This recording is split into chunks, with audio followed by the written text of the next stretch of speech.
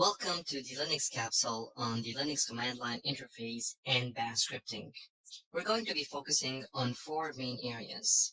One is what is Linux and what is the Linux command line interface exactly. Two, we're going to be learning over 35 plus commands during the course of this capsule. Three, file permissions. We're going to understand how they work and how to change them within the Linux environment. And last but not least, we're going to also understand how we can write a bash script. So, without any further ado, let's jump right into it and start the course.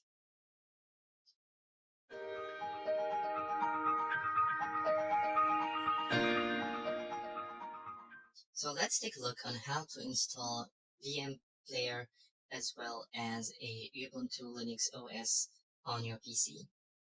So you're going to need to download the ISO file for Ubuntu. I'm using 16.04. So I'm going to have a link in the description. This is a donation if you want to donate anything.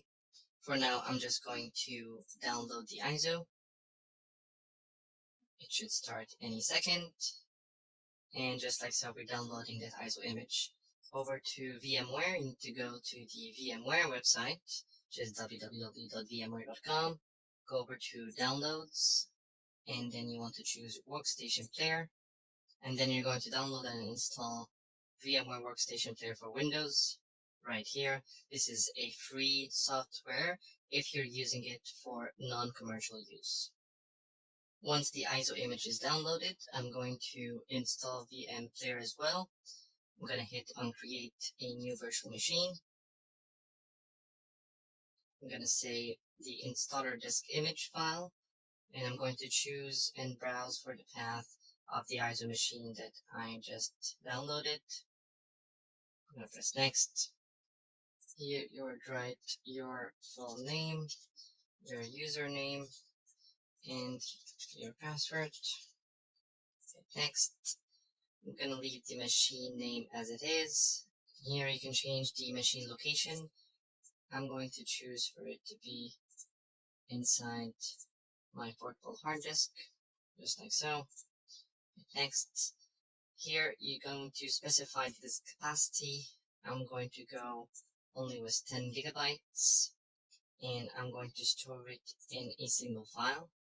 Next, this is a summary of everything we've selected, as well as the memory. It's going to auto-select that, but 1 gigabyte is good enough.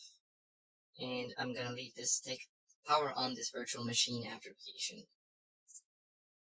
And hit finish. This is going to start up the ISO file.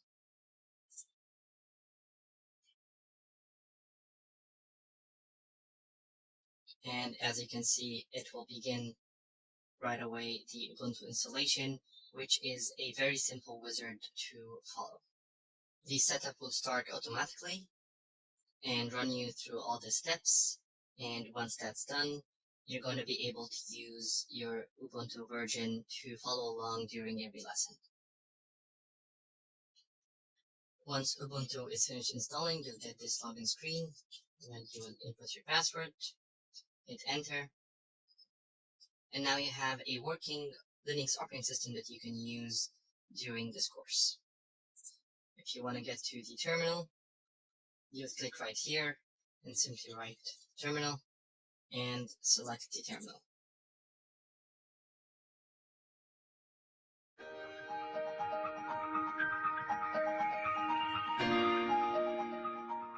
So let's start by defining what is Linux. Linux, in very simple terms, is an operating system. It is the software on a computer that enables applications and the computer operator to access the devices on that computer to perform any desired function. That definition is straight from the Linux Foundation. Linux is also an open source operating system, which means anyone, anywhere, at any time can take the code to modify, edit, and customize to fit his or her needs.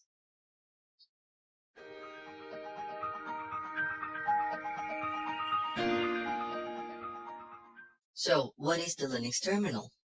The Linux terminal is a gateway to manage and configure files, folders, hardware, and software via command line interface, CLI. So why use the Linux terminal? We have the graphical user interfaces, which are nice and fancy, right?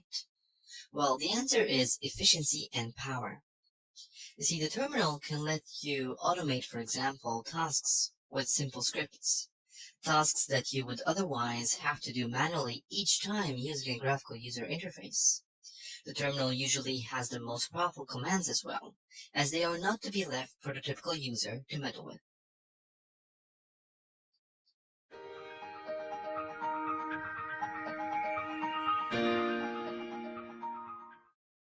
Let's take a look at the Linux file system hierarchy and understand where does everything go exactly.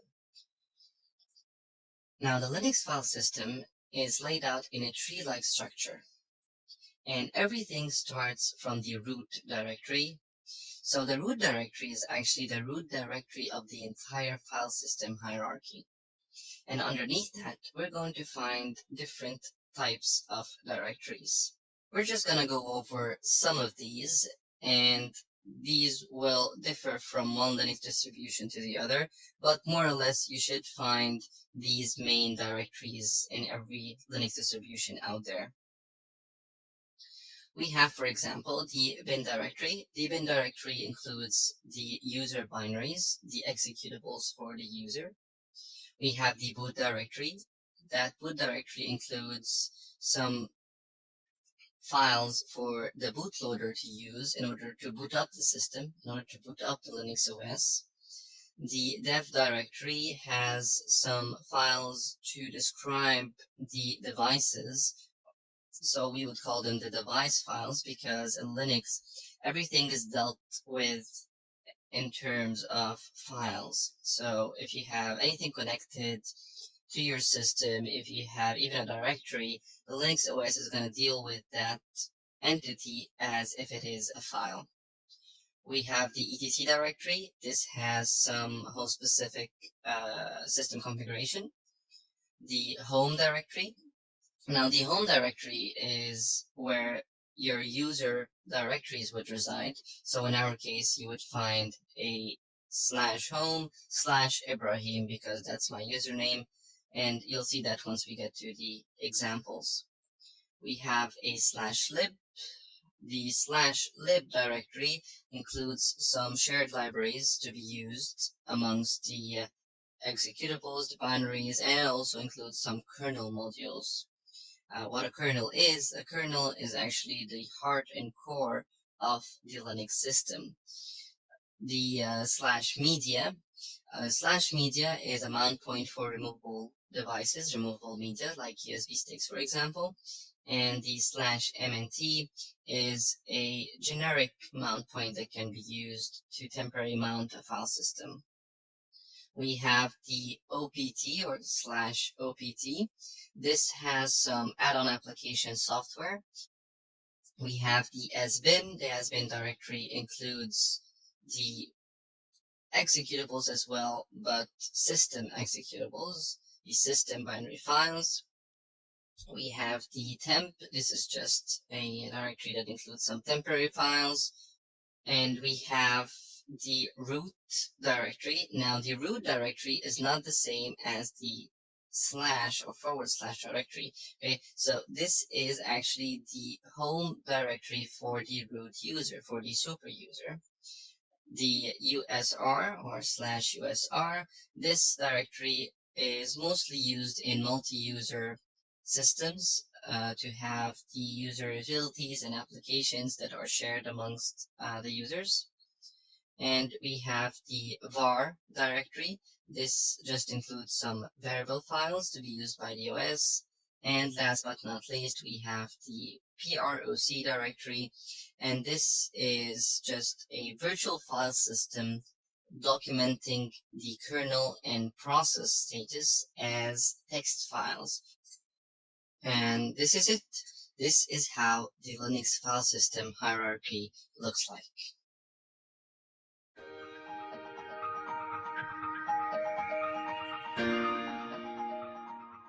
So let's take a look at the terminal and the basics of the interface.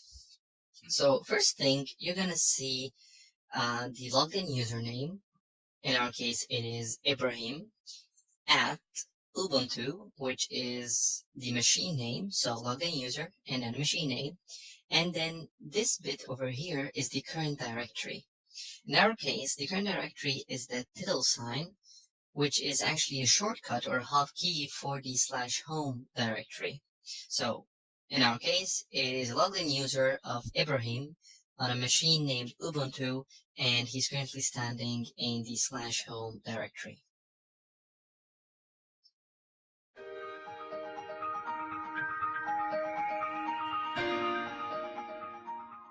In this lesson, we're going to give a brief introduction to the concept of man and --help. Man and --help are commands that provide a list of possible options for a command, along with a guide sometimes on how to use it. Man pages are displayed in the less viewer, which has options like searching through the text to find specific strings, while the --help simply prints out the help page onto the terminal output. So basically both do the same job, but the man command has some fancier options to it.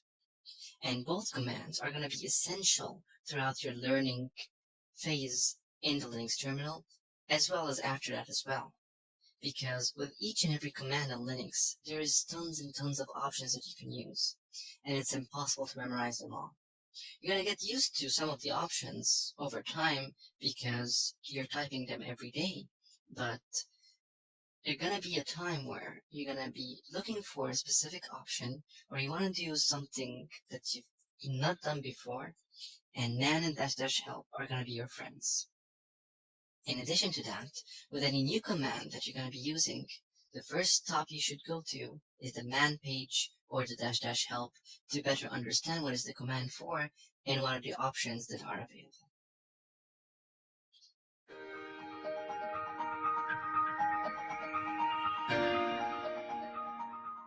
In this lesson, we will cover two commands, pwd, which stands for print working directory, and cd, which stands for change directory.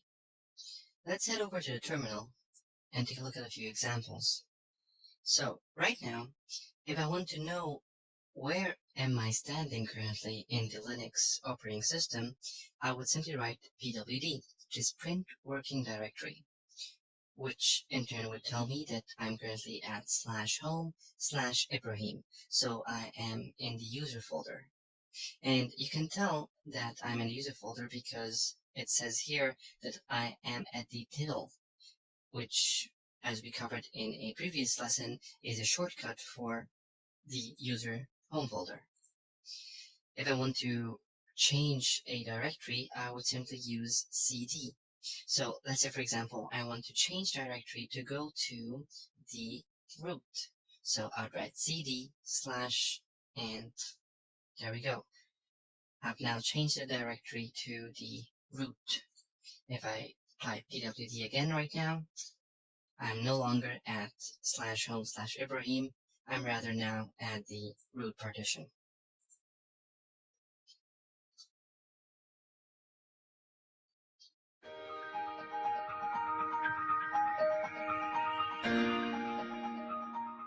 In this lesson, we will take a look at the ls command, which lists the files inside a certain directory. So let's head over to the terminal and take a look.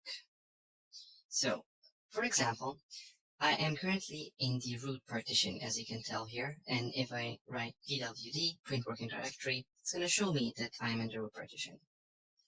If I simply write ls, which is short for list, it's going to list all the files and directories inside that directory. Now, there's a lot of options that we can use with the ls command, and we will cover that in the next couple of lessons.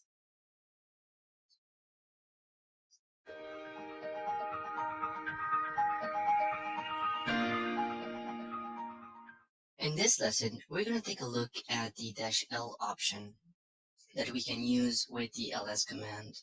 Now, what an option is it's a way that allows us to modify the output of a certain command, modify the behavior of a certain command, And in other cases as well, it allows us to set certain parameters that that command needs in order to function. So in our example, the -l added to the ls command is going to change the output to allow it to contain a lot more details that we can need from the files in that directory. So let's head over to the terminal and take a look at a small example. I'm currently standing in the /boot directory, and if I simply write ls, it's going to show me all the content that is inside that directory. However, if I write ls and add the -l option right now, you're going to see that we have exactly the same files that were shown before, but I have a lot more details about every single one of them. For example, I have the last modified date, I have the size right now, although written in bytes, but I do have the size right now.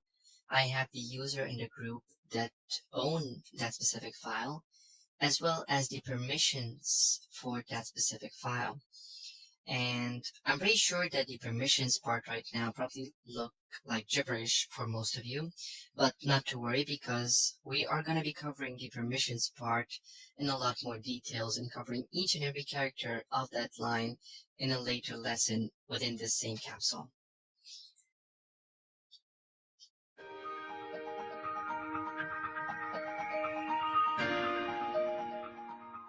In this lesson, we're going to take a look at a second option that we can add to our ls-l command, which is the -h.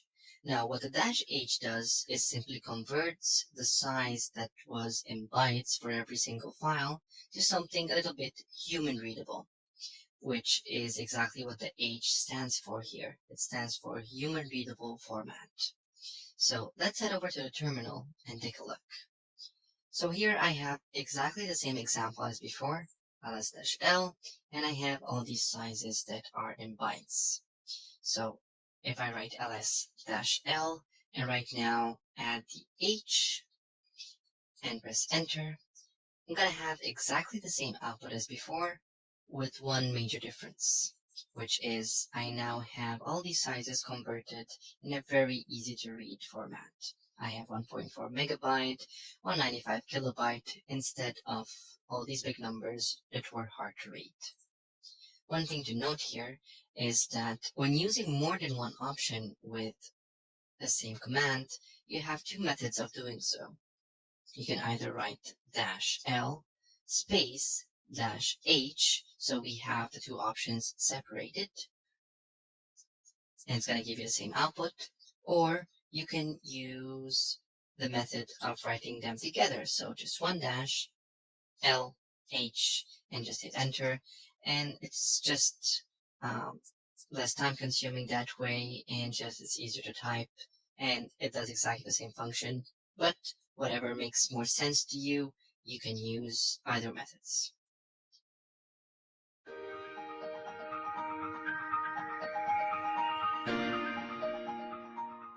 In this lesson, we are going to be adding a third option to our ls command, which is the -s capital. Now, the whole command is going to be ls-l s capital H, and that is going to be listing the files and subdirectories, so all the elements and all the content of that directory, showing details because of -l, in human readable format because of the -h, and ordered by size from the largest to the smallest because of the -s capital. So let's head over to the terminal and take a look at our same example. So here you're going to see that the ls-lh shows the files in details and long listing ordered by their names.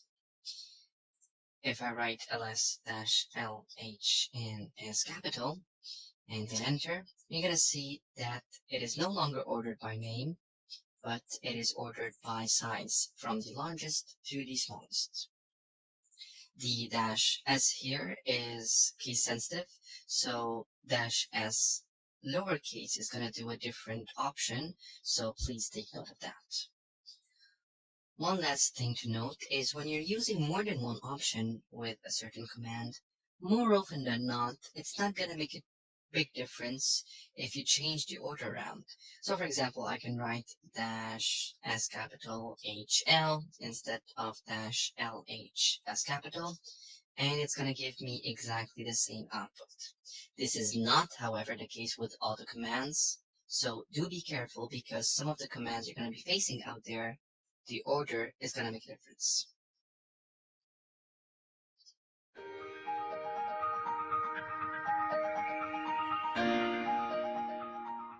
In this lesson, we're going to be covering two more options that you can use with your ls command, and they are ls-a lowercase or ls-a uppercase. Now, both of them are very similar in terms of what they do. They only have one very tiny difference between their outputs. So let's start with the -a lowercase. Now, the -a will list the files in that directory, but also including now the hidden files. And a hidden file in a Linux operating system is a file that simply starts with a dot.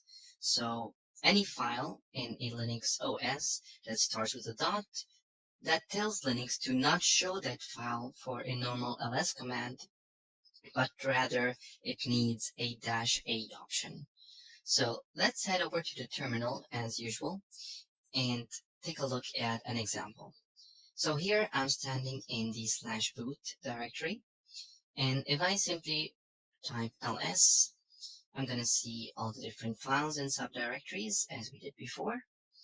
And take note of the difference when I write ls-a. Now you're going to see that we have a couple of extra files and directories that are not showing. We have now a .file1. This was not showing before as this was a hidden file. And it's hidden file, like we said, because it starts with a dot. I also have these two extra directories that are not showing, the dot and the double dot. Now, we're going to be covering the double dot now, and the double dot is simply a way to tell Linux that this is the parent directory. Now, what does that mean? Let's say, for example, I want to go up a level. So right now I am in /boot, and I want to go up a level. So I want to go to the root. So there's two ways of doing that. I can either say cd space / which will take me to the root directory, or I can do the following. I can say cd space double dot. And if I hit enter, it's going to accomplish exactly the same task. So, in other terms, the double dot is a directory that is present in each and every single directory in a Linux OS that allows you to use that shortcut in different commands, like for example, the change directory, the cd command like we just did, to make it easier for you to navigate or to get to your parent directory. Now, what the single dot does is it's also a shortcut that can be used in your commands, but it is a shortcut to your current directory, not the parent directory, which comes in handy when you're using commands like copy and move and other commands. But we're going to be covering the dot example in other lessons. Last but not least, the difference between ls-a lowercase and -a uppercase is that if you write the -a uppercase, it's not going to show right now these two system directory hidden files, if I can call them that, which are the double dot and the dot. It's going to simply show you your normal files as well as any hidden files that would be included in that directory.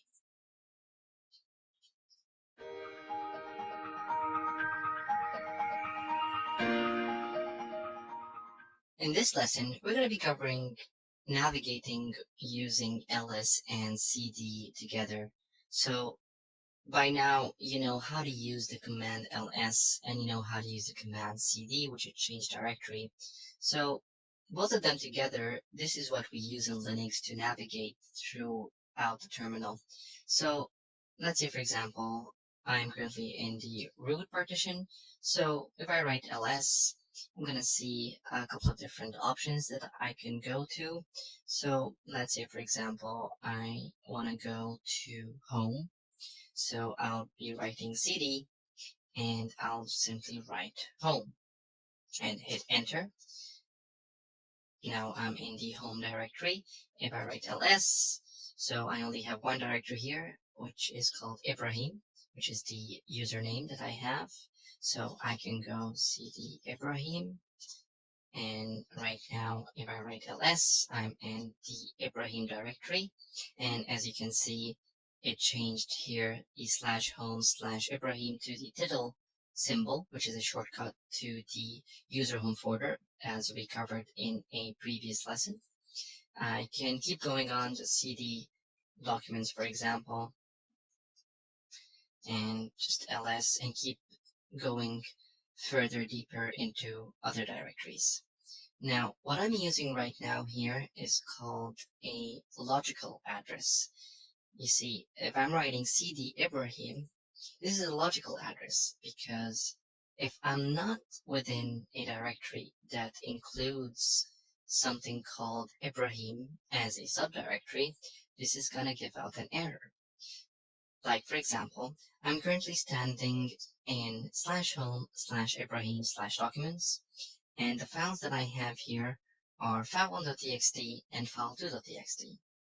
If I write cd Ibrahim, it's going to give out that no such file or directory exists. So, and that makes perfect sense because we only have two files here, file1 and file2.txt. So this is what's called a logical address. On the other hand, we have something called an absolute address.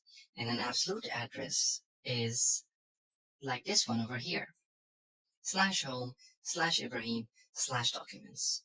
So in very simple terms, an absolute address is an address to your document or to the directory you want to reach that starts from the very beginning, from the root. So let's say, for example, I am currently now in the /boot partition. All right. So if I write cd documents here and hit enter, it's going to say no such file or directory. However, I can say /home/Ibrahim and then /documents and hit enter, and it's going to get me to my documents directory. So you can use either or, the absolute path or the logical path. Usually when you're navigating one directory to the other and jumping from one place to another, you're going to be using the logical paths. And if you're actually scripting something or you are writing a command from the beginning or you know where you want to go, you're going to be using an absolute path.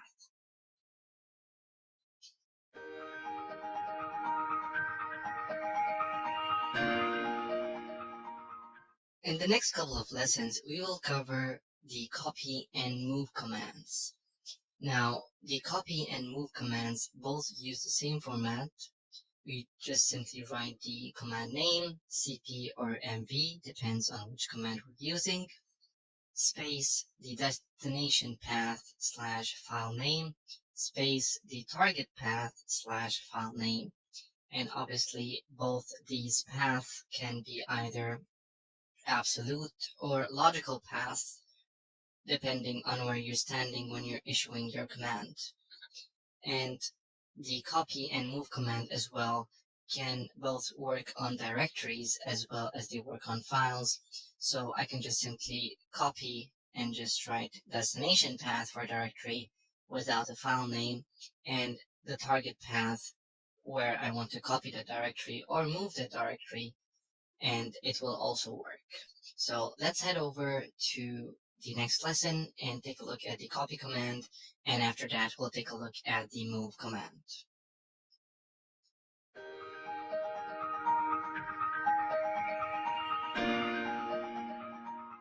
In this lesson, we will cover the copy command. Now the copy command simply lets you copy a file or multiple files from the destination to the target folder.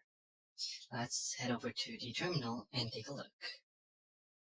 So I'll navigate to our home folder, so I can just use the little sign here, and I'll go ahead into our documents, and we have here two files, file1.txt and file2.txt.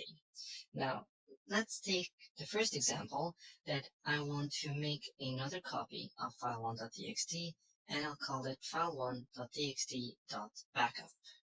So I'll simply write cp for copy.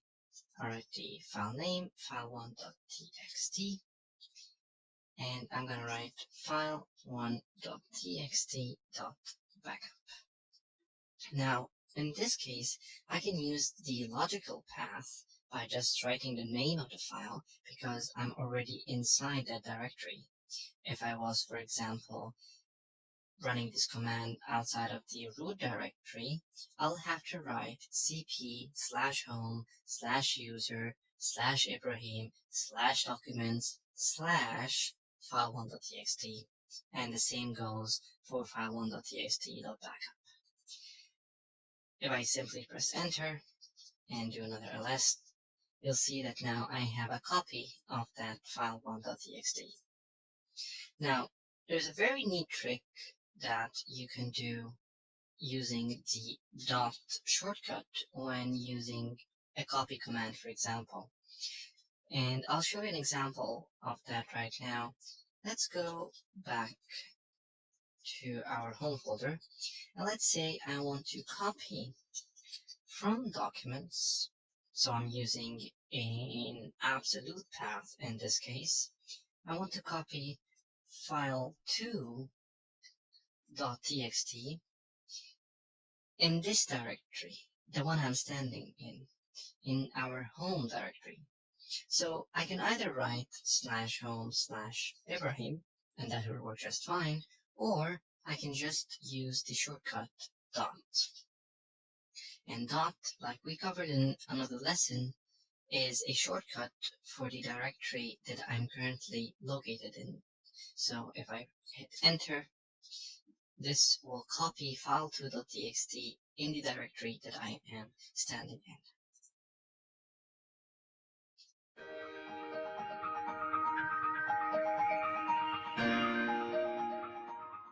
In this session, we will cover the move command. Now, the move command is very similar to the copy command. It simply moves files from a destination to a target folder. So let's head over to the terminal and take a look. So I'm currently in my home directory, and I have here file2.txt, which I'm going to be trying to move into the downloads directory. So if I go right now into my downloads directory, I'm going to find that it is empty. We have a total of 0 files in there. So I am going to go back again to my home folder, my home directory, and I'm going to simply write mv space the file name, and here I can just use the file name as a logical path, as a logical representation of that file, because I'm already inside that directory. So move file2.txt, and I'm going to move it into downloads. I hit enter, press ls here. The file is no longer in my home directory. And if I go into downloads, press ls, I'm going to find now that the file is there. So another usage of the move command is if you want to rename a file. Because if you think about it, what is renaming a file? Renaming a file is simply moving that file inside the same directory, but under a different name. So, for example, if I want to rename file2.txt to file3.txt, I'll simply write move file2.txt to file3.txt. If I do that and hit enter, press ls, you're going to see that the same file has been renamed to file3.txt. Of course, while moving the file into another directory, you can also rename it. So for example, I can say move file3.txt into the parent directory. And here I'm going to use the double dot shortcut slash file4.txt. So let's take a moment and just read that command and make sure that we understand each and every bit of it. So I'm moving file3.txt, and I can write the file name right away because that file is in the downloads directory and I'm already inside that directory, so it's okay to use that naming convention. And then I want to move it to the parent directory, which is going to be my user folder, my home folder, and then renaming it in the process to file4.txt. So I'm using the double dot shortcut, and I'm also changing the file name. If I hit enter, press ls, you're going to see that now the downloads directory is empty. If I go to the parent directory, which is my user folder, and hit ls, you're going to see that the file is now here under its new name, file4.txt.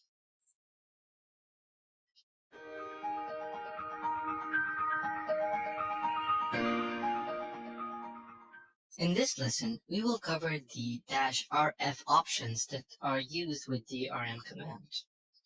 -r stands for recursive and -f stands for force. And basically what this command now is going to do is it's going to remove a directory entirely. Recursive means it's going to go inside the subdirectories and deleting everything that exists inside those as well. And force means it's going to ignore non-existing files and it's not going to prompt you for anything. So you do need to be careful while using this command because you could end up deleting some important files. So always think twice before using the -rf option. So let's head over to the command line and take a look. So right now I am in my user directory /home/Ibrahim. And let's say, for example, I want to delete the downloads directory entirely. Currently, that downloads directory has a file called file4.txt, which has a size only of 4 kilobyte. So let's go ahead. I'm going to go up a directory to my user folder again and just simply write rm-rf, and I'm going to write downloads. And simply by hitting enter, we're going to see that right now that directory has been completely deleted.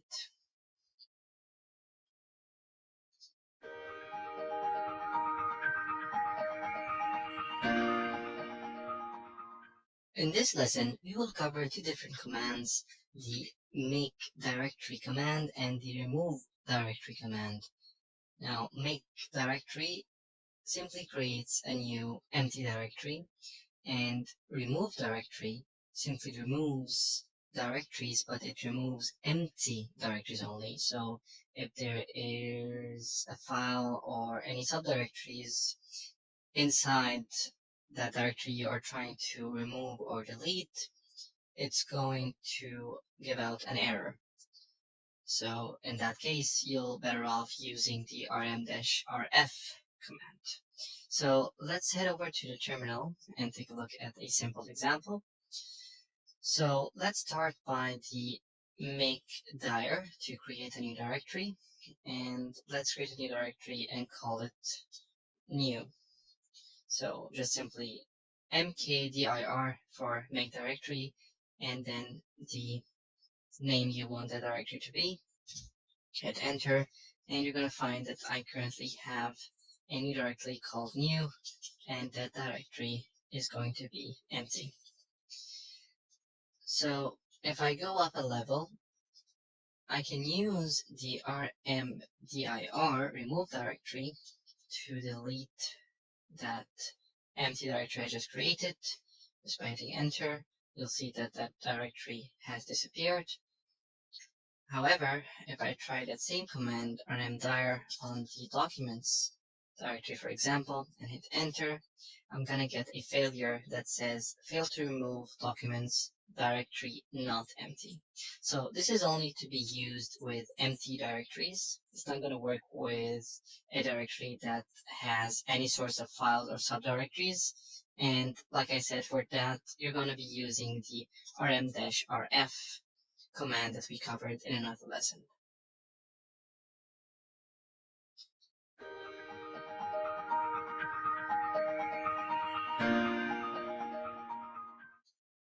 In this lesson, we're going to explain the command touch. Now, what the command touch does is it helps you create new files, new empty files. So let's say, for example, I want to create a file called new underscore data underscore file. And if I just hit enter and hit an ls-lh, you'll see that now I have a new file called new underscore data underscore file. Now, actually, the command touch is originally used to update the timestamp of a certain file. So let's say, for example, file1.txt. This is the last modified date and time.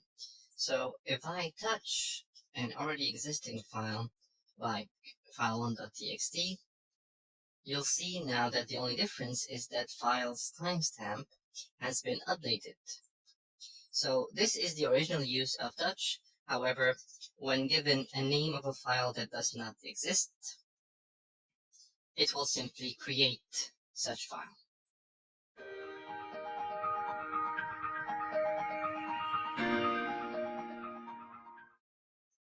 In this lesson, we will explain the concept of a wildcard. And the wildcard is actually one of those extremely useful tools and concepts to use in a command line interface. And there's no better way to explain it than by a straightforward example. So I'm currently in my user directory, and I'm gonna head over to my downloads directory, and I currently have a couple of different files. I have two files named doc1 and doc2.txt. I have a file1, file2, file3.txt, and I have a song A and song B.mp3. Now let's say, for example, I would like to remove all of these files. Just remove them all together and move them into a different directory. So in that case, I'll be using the move command to remove them from this directory and place them in another one. So when we used the move command before, we used it with one file. So let's say file1.txt, and I could write that I want to move it to my /home/Ibrahim/public, for example. So that would work for one file. So what if I want to move more than one file? What if I want to move all the files? So what I can simply do is use a wildcard. And a wildcard is simply an asterisk. What an asterisk does is it simply tells Linux, I want you to move everything in the directory that I'm standing in into that other directory. So let's try out that command. Hit enter. If I press ls, the files no longer exist in the downloads directory. And if I go into my public directory and hit ls, I'm going to find that those files are now here. Now let's take another example regarding the asterisk or the wildcard. Let's say I want to remove the files that end with .mp3. So I just want to remove these two files, but not these five. I can simply write rm song A, for example, .mp3, and then song B.mp3, and that will remove them. Or another option, I can just write rm song A.mp3 space song B.mp3, because the rm command can actually take more than one input, and that will also do the job. But if I have 100 files that I need to delete, that's going to be a lot of typing to do. So I can simply write rm asterisk, so that would be all the files, dot mp3. So what that does is it tells the Linux OS I want you to remove all the files that starts with anything, then .mp3. So basically any file with any name that ends with .mp3 is going to be removed. And if I hit enter and press ls to see the output, I'm going to see that we have successfully removed these two files. I can also use the wildcard at the end of a file name. So for example, let's say I want to delete all the files that starts with the word file for file. I can simply write rm file and then asterisk. So this says to the Linux OS, I want you to remove anything that starts with the word file. So if I hit enter and press ls one more time, you're going to see that we have successfully removed all these files and left these two files intact. So the asterisk or the wildcard in Linux and in the command line interface is extremely useful, and it's going to save you a lot of time.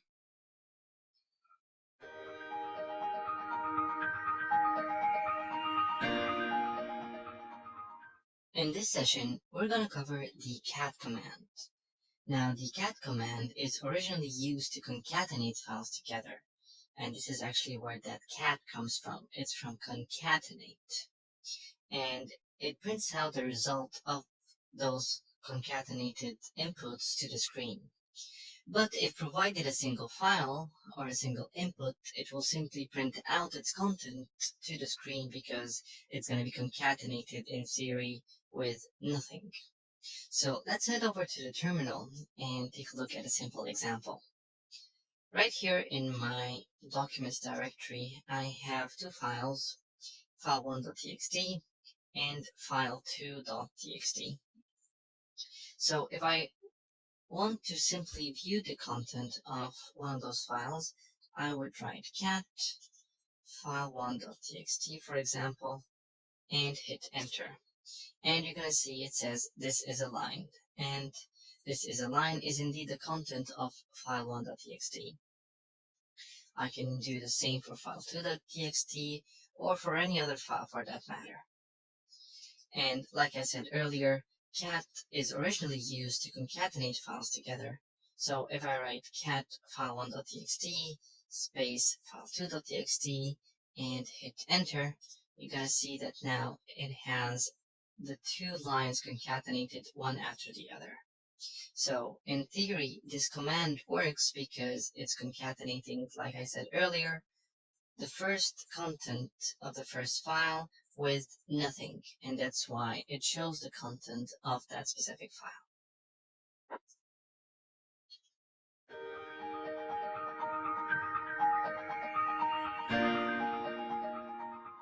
In this lesson, we're going to cover the command less.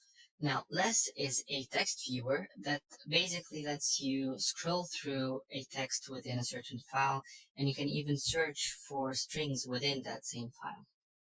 So let's head over to the command line and take a look at a simple example. I'm currently standing in /usr/share/dict, and in that directory, I have a text file that's called American-English, which is a long list of words.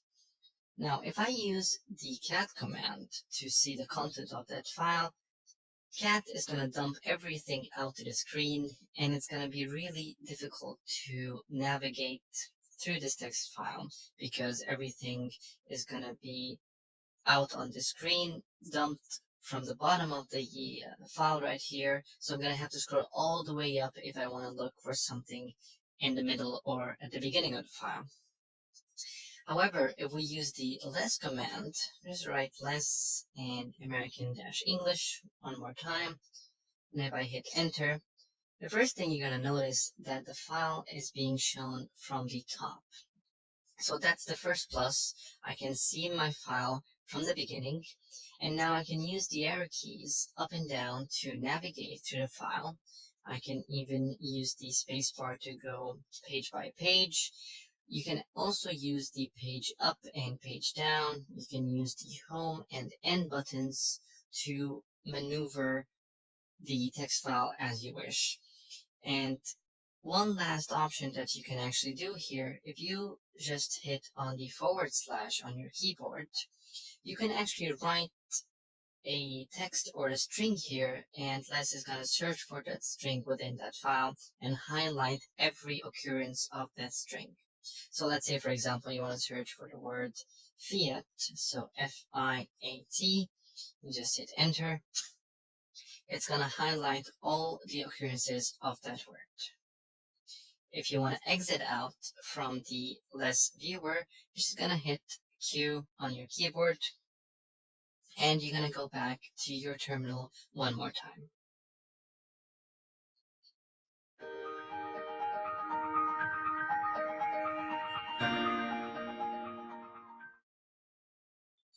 In this lesson, we're going to cover the command grep.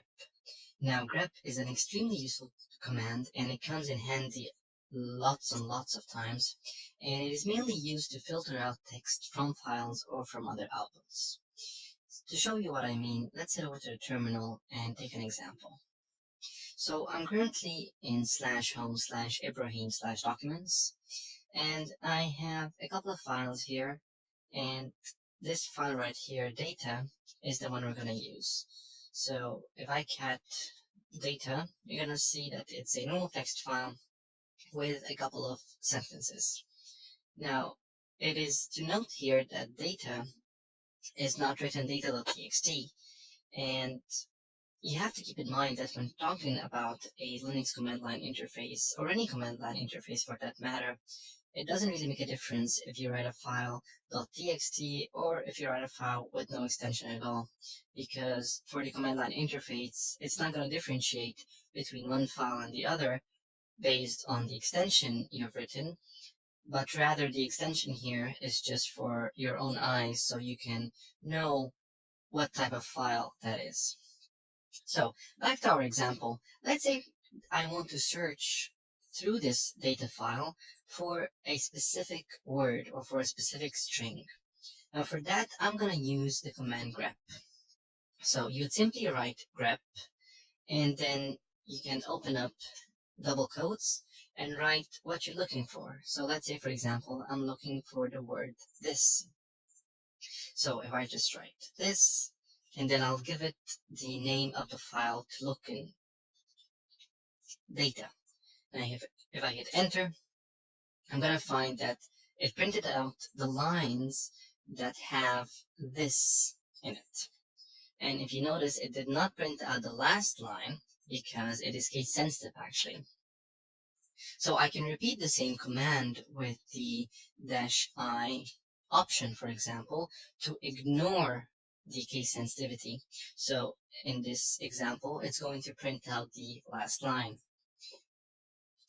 If I remove this -I and let's print out for the word this, all uppercase, you're going to find that it prints out only the last line containing that matched string.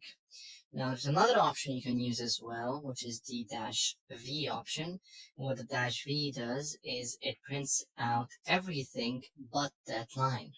So in our case, it prints out the first 3 lines and it excludes the last line, which includes our result. There's also a famous option which is the -O option, and what the -O option mainly does is it prints out only the matched string or the matched text that we're looking for and not the entire line. You can also use the -C option, and what the -C option does is it counts the occurrences. So I can do, for example, -C and I. So I'm ignoring case sensitivity, and I want to count how many occurrences of the word this, and you're going to find that we have 3. So grep is really useful when you want to filter out a certain text from an output or from a file, or if you want to search through a file for a certain string or text. Now, grep can also work by taking an input from the output of another command, which is exactly what we're going to see in the next lesson in the output redirection.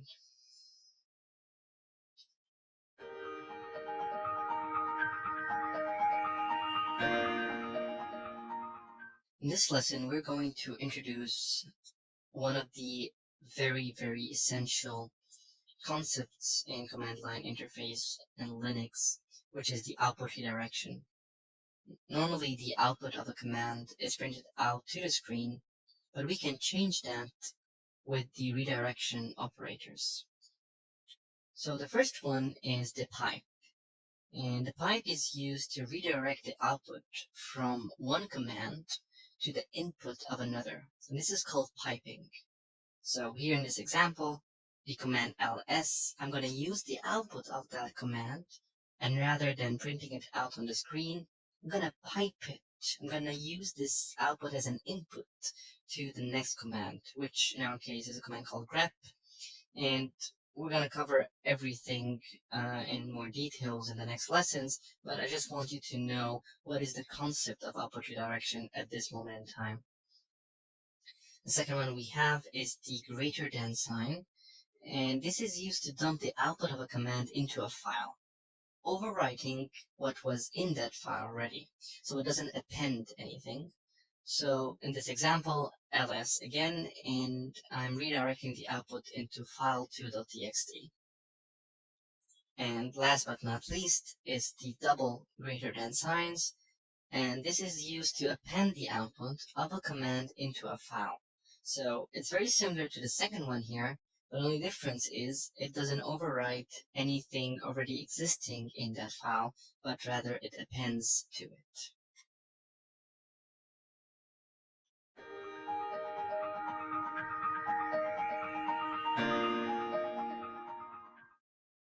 Now let's take a look at a couple of examples regarding the output redirection. And we'll start by the pipe. Now, there is a command in Linux which is ifconfig, which is exactly the command ipconfig if you're coming from a Windows environment. And this is a command that's going to spit out information about your IP address, your broadcast address, your MAC address, etc. out to the terminal screen. Now, let's say, for example, that I want to search this output for a specific string. Now, since this is a text output, I can pipe that output into grep. So I'll put in the pipe symbol, and I'll write grep, open my quotations, and type in the word I'm searching for. So for example, I'm going to search for the word loop back, and I'm actually going to keep this lowercase and just ignore the uppercase lowercase sensitivity. Now if I hit enter, you're going to see that it's going to print out the two lines that contain loopback, one with a capital L and the other one all uppercase. So you can see here how I can use the pipe symbol to pipe out, or rather pipe in, the output of this command, of the ifconfig command, into grep. The second example we're going to take a look at is using the output redirection to dump the output into a file or to append an output into a file. To explain those a little bit better, we have to first understand a command called echo, because I'm going to use it in my example. And what echo does, echo is a very simple command. If you just write echo, open up quotations, and write my name is Ibrahim, and hit enter, it's literally just going to echo out what you've written out to the screen. So my name is Ibrahim. So let's say, for example, I want to change the output. I want to redirect the output into a file rather than out on the screen. So I'll use my greater than symbol here and write the name of the file I want. Let's say, for example, I'm going to call it output underscore file.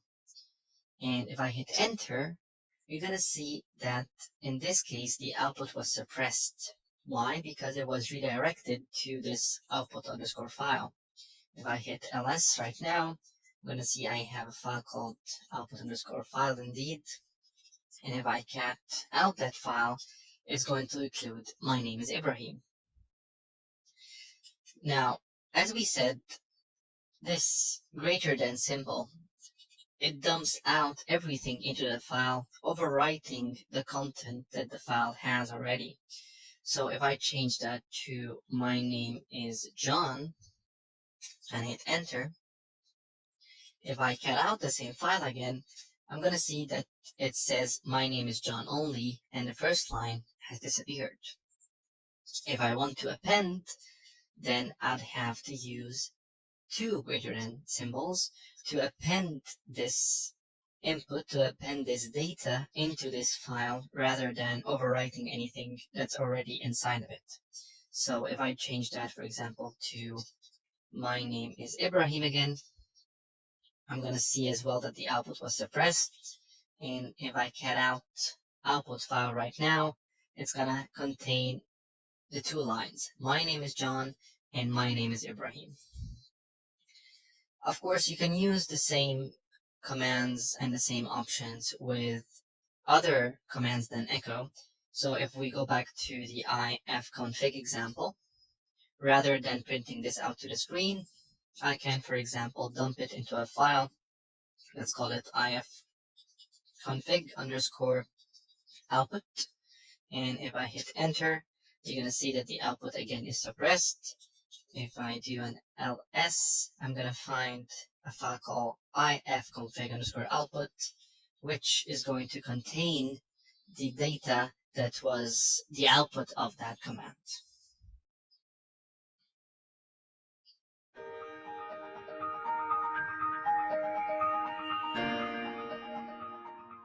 In this lesson, we're going to explain the find command. Now, the find command is used to search for files using different criteria. To better explain, let's head over to the terminal. So, I'm currently standing in home/Ibrahim/documents, and with the find command, it really doesn't make a difference where you're standing exactly when you're issuing the command. So let's say, for example, I want to find all the files that are .txt, that the name ends with .txt. So you first write the command, which is find. Then you're going to write where you want the command to look. So in my example, I'm going to search in /home. And then you're going to define the criteria, the search criteria. So in the first example, we're going to use by name, so write dash and name. And I'm going to open up double quotations and write asterisk. So if you remember the wildcard, .txt. So basically searching for anything .txt in the /home directory and of course the subdirectories. If I hit enter, you're going to see that it says we have home Ibrahim documents, file 2.txt, file 1.txt, we have doc1, doc2 in the public directory, and we have at the Ibrahim directory as well a doc1.txt. So this is searching by name. Of course, you can specify a specific name rather than using a wildcard. So for example, I can just search for doc1.txt, for example, and hit enter, and it's going to find the two documents that I have that are named doc1.txt. This is the first example of searching by name. The second one we're going to cover is searching by size. So let's say, for example, I'm going to search in the /boot directory this time, and I'm going to search by size, so dash size, and you're going to use a plus sign, for example. So I'm looking for files that are bigger than 10 megabyte, and here you can use uppercase K for kilobyte, uppercase M for megabyte, uppercase G for gigabyte. So let's say, for example, files with size larger than 10 megabyte. If I hit enter, you're going to see that it spits out 3 files here. These are supposedly bigger than 10 megabyte. If I want to see how big they are exactly, I can do an ls-lh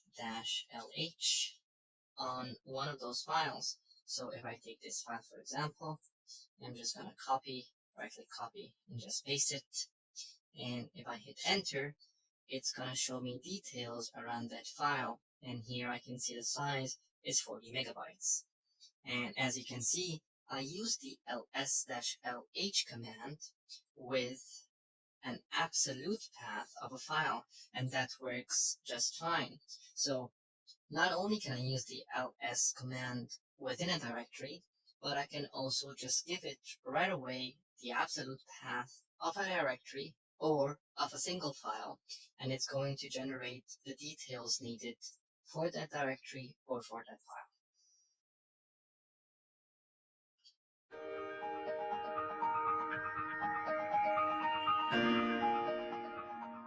We're going to cover the command du, which stands for disk usage. Now, this command reports the sizes of the directory and the directory trees, inclusive of all their contents and the sizes as well of individual files. To better understand this, let's head over to the terminal and take a look at a simple example. So, I'm currently standing in /home/Ibrahim, and you might have noticed this in earlier lessons, but if I hit ls-lh, you're going to find that all the directories that I have, surprisingly, have a size of 4 kilobytes. Each and every single directory that I have a size of 4 kilobytes, which might not be the correct case, because if, for example, I hit into downloads, you're going to see that I have files inside downloads a lot bigger than 4 kilobytes. So what is the reason exactly behind that? The reason is that 4 kilobyte is not the size of the folder, it is rather the size of the placeholder of an empty directory. So this is the space allocated by the Linux operating system, in our case here, for a space for this empty directory, for a directory by itself, and not the content inside that directory. And 4 kilobyte could differ from one system to the other. It depends on the smallest amount that can be allocated by the system. So what du does is it really gets you the disk usage. So for example, if I want to know how big is the directory that I'm currently in, how big in terms of size is the /home/Ibrahim directory, I would simply write du, and then I would write -s. Now -s here is for summarize, because du by itself, if I just hit enter, it's gonna get me each and every single directory, subdirectory, hidden directories that are included within the directory that I'm currently issuing the command from. So if I write du-s for summarize, it's going to get me just the size in bytes of the directory that I'm currently standing in. I can always add an h for human readable and get the size in megabytes or gigabytes. So this is the first option. The second option is that I can use du, disk usage, to get the sizes in a very similar format to ls-lh. And the way I would do that is to write du space -h for human readable, and then put an asterisk. So what the asterisk is going to do here is going to act as a wildcard. So basically, Linux is going to run the du-h command on every single directory and file it sees in the directory that I'm issuing the command from. So if I hit enter here, you're going to see that I have desktop, which is 4 kilobytes because this is an empty directory. Documents, it's 24 kilobytes actually because I do have some documents inside there. So that 4 kilobyte that is shown in the end in the ls-lh command again is only the space allocated for that directory to really store the metadata for the directory, etc. And it's not actually showing the space occupied by the content of that directory. So this is just how much of space is taken by the directory itself without any of its contents. I hope that makes sense. And for example here, the downloads folder, it was saying here it's 4 kilobyte. Now I can see it's 130 megabyte. You can also see that these files, file1.txt and file2.txt, while here it was actually showing that it was 21 bytes or 15 bytes in the disk usage command, something very similar is going to happen here. We're going to see that the sizes of the files is 4 kilobytes. Why again? Because this is the least amount that can be allocated by the system. This is the least space. This is the least amount of chunk on the disk that can be allocated. So ls-lh is going to show all the directories as 4.0 kilobyte, and disk usage is going to show the real size of those directories, including the contents, so the total size of everything inside that directory. But when it comes to files, it's never going to show a size less than 4 kilobytes. Why? Because of the reason previously stated. So du is a very useful command when you're trying to figure out the size of a directory, the real size of the directory, including the subdirectories, and you can always include the -s option to get a summary of the size of the directory that you're issuing a command from. So just as a last example, if you head over to downloads and do a du-sh, you're going to get 130 megabyte, which is the size of the downloads directory.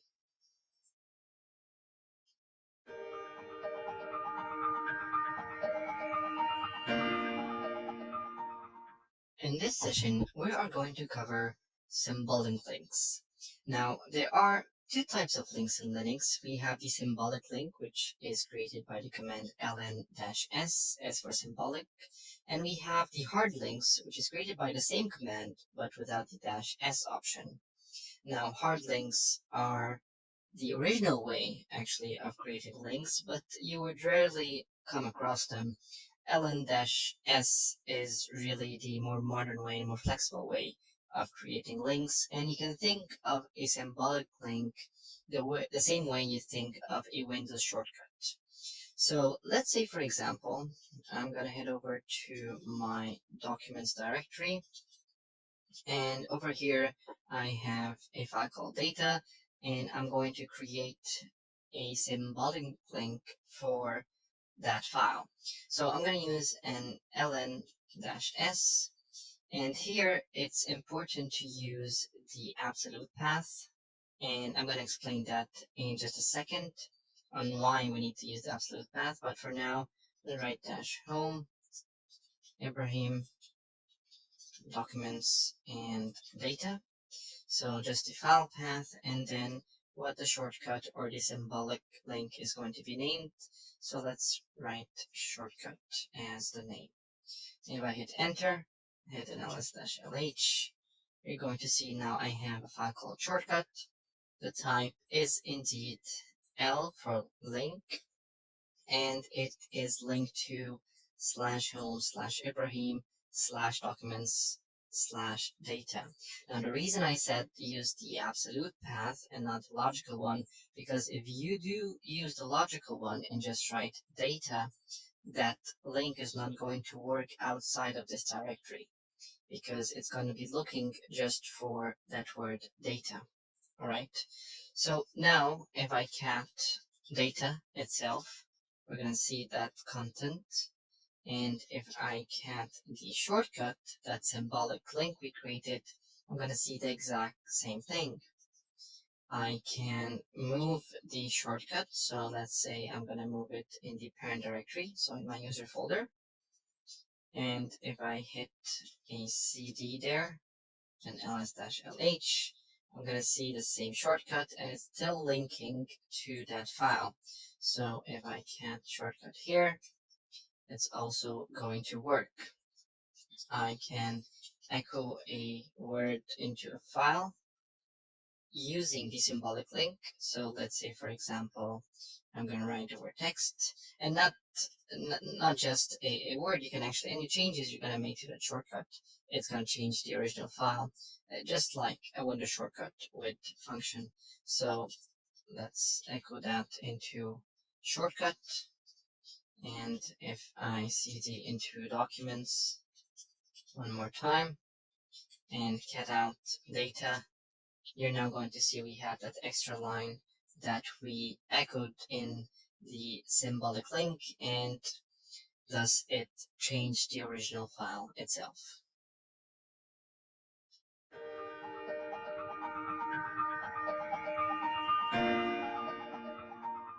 One last note regarding the symbolic links is that you can actually use a relative path or a logical path, but in that case you'll be creating a relative symbolic link, which might be what you're looking for.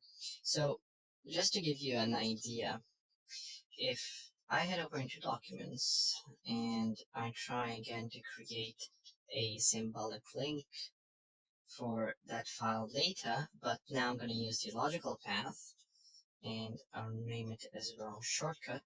Alright, if I hit enter, if I do an ls-lh, I'm going to see that I do have a shortcut, and it's linked to data. So, and it is a link indeed, and if you cat out on that file we named shortcut, or that link we named shortcut, you're going to see it works just fine.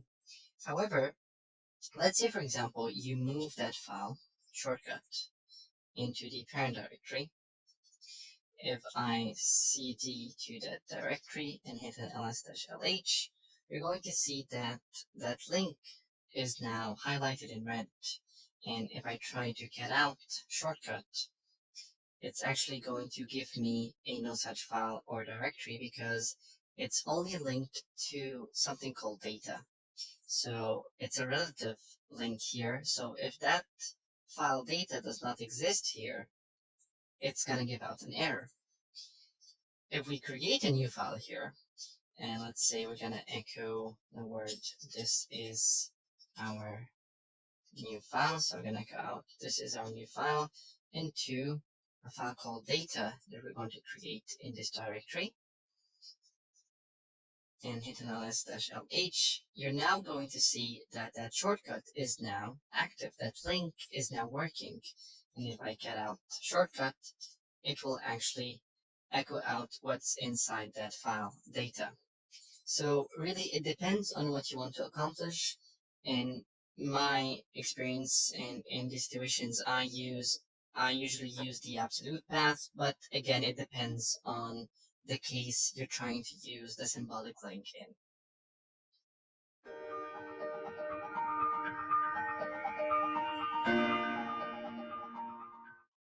In this session, we're going to explain the concept of aliases, how to create a permanent alias, and how to create a temporary alias. So what an alias is it's a way to have your own custom name or your own custom shortcut name for a certain command or a certain command along with its options. So to explain this, let's say for example, we're going to take the command clear as an example here. So what the command clear does is it clears out the content on your terminal.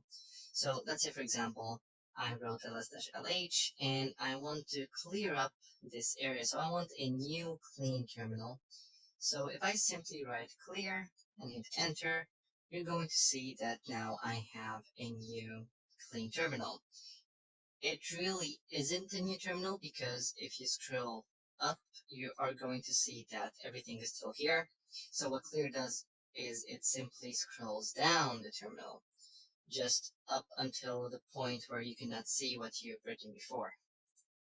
So let's say, for example, I want, rather than writing clear, I want to write CLS. So every time I want to write CLS and hit enter, I want the terminal, I want the Linux OS to understand to run clear instead. If I hit enter on CLS right now, it's going to say there's no command called CLS. So to set an alias, we're going to first set a temporary alias, which is going to be valid only for this session, and then we're going to see how we can set a permanent one. So to set a temporary one, I'm going to write the word alias, and then I'm going to write what I want the alias to be named, so CLS, for example, and I'm going to write equal, I'm going to open up single quotes, and I'm going to write within the single quotes what the command is going to be. So in our case, I'm going to write clear, and hit enter, and like so, this alias has now been saved. So if I hit CLS now, and hit enter, you're going to see that it doesn't give out an error anymore, and it works exactly as the other command did. But this is a temporary alias, so that means if I close out this session and open up a new one and try to write CLS another time, it's not going to recognize that command anymore. So if I want to set up a permanent alias, I need to add that sentence we just wrote, that line just wrote, alias, the alias name I want, equal, single quotes, sorry, not double quotes, single quotes, and write clear here, for example. I need to add that line into a file called .bash underscore aliases. Now, that .bash underscore aliases resides in your user folder. So it's going to be in /home/Ibrahim in our example. So how would I add this line into /home/Ibrahim.bash aliases? And by the way, the .bash underscore aliases file might not be created by default. So the command we're going to use is going to create it anyways. But I'm just saying that in case you do not find that file by default in your system, that's perfectly normal. So I'm going to use a easy method, or the method I like to use to add a line to a file, which is I'm going to use the echo command. I'm going to put the line I want to add between double quotes. So the echo command is going to echo out this sentence right here. Okay, the one I want to add. And I'm going to use the output redirection of two greater than signs to append that line here into that file. And as we know, the append redirection or the dump redirection, so just using one single greater than sign, both of them, they're going to create that file if it's not there. Okay, so if I hit enter right now, you're going to see that that command actually worked. If I cat out /home/Ibrahim.bash underscore aliases, you're going to see that that line has been successfully added. However, if I try out the CLS command right now, it's actually not going to work. Why is that? Because that file .bash underscore aliases is loaded into memory when this session opened up. So currently it has not been loaded again. But if I close this session and start a new one, CLS command is going to be recognized every single time. So just to test it out, write ls-lh. If I write CLS right now, the command is going to work just fine. Let's do another example. Let's say I want to change the rm command for it to be, every time I run it, rm-i, the interactive option, so it would ask me for confirmation before deleting any file. Just to see as an example, if I try to delete any file right now, let's say that file called new_file, if I hit enter, it's going to delete it right away. What if I want to change that? I'm going to use an alias. So let's do exactly the same thing. I'm going to write alias. I'm going to press an equal sign, single quotes, and I'm going to say rm equal rm-i. Alright, and I'm going to use the echo like I did the last time. I'm going to put these into double quotes. I'm going to use the append redirection again, and I'm going to put them into .bash_alias. I'm already standing in /home/Ibrahim, so I can just write the logical path. And I'm going to hit enter. And again, I'm going to just close that session to show you that it loads up when a new session is opened. And let's try out the command here. So let's say I want to remove that file, file2.txt. Let's hit rm file2.txt. Now when I hit enter, it says remove regular file. So the alias works just fine. It's going to understand that rm right now by default means rm-i. If I hit a y and enter, of course, it's going to delete that file.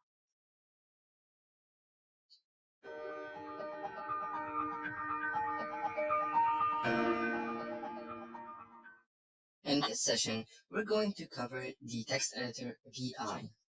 Now you can use VI either to edit the text file or create a new empty text file and fill it up with whatever you need to. So you can think of VI as your notepad, but within the terminal. So let's try it out. I just wrote VI space and I will write file underscore text dot txt as a sample name for the file we're going to use. Now this file does not exist in the directory I'm currently standing in, so VI will create it. Once I hit enter, this is the interface you're going to see. Now one important thing to understand about VI is that it works in different modes. Currently I am in the command mode by default, and in command mode you cannot really type anything into VI. To do that, you have to go into insert mode by hitting the I key on your keyboard. Once you do that, you're going to see that now it says insert. Once I'm in insert mode, I can type here anything I want, just like a normal notepad in Windows, for example. So once you finish writing what you need to write, you probably need to save that. So in order to do that, you'll need to go out of the insert mode and back into command mode. So by hitting escape on your keyboard, you're going to go back to the command mode. Now the commands we're going to enter are going to all be preceded by a colon. Now VI has a lot of shortcuts that you can use in terms of commands. We're going to cover just the basics in this lesson in order to get you up and running with VI and to do the basic functionality of VI. One of the first commands is W, and W is write, so this would save the file.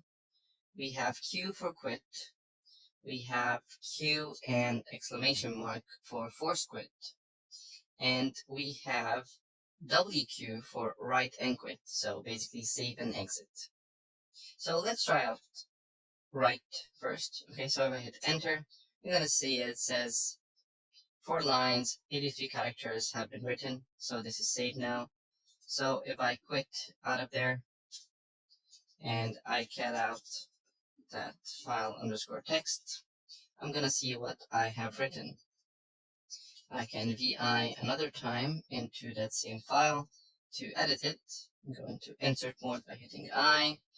And let's say, for example, I am adding another line. Press escape, press colon, and write quit. So I'm gonna write and quit, save and exit, hit enter. It's gonna work exactly the same way. And if I cut out that file, I'm gonna see that that line has been successfully saved. VI has lots of different commands and lots of different shortcuts to use. I'll have a cheat sheet as a reference for you inside the material that you can go through and that you can actually print out and keep right next to you in case you need to know any of the shortcuts that you can use with VI.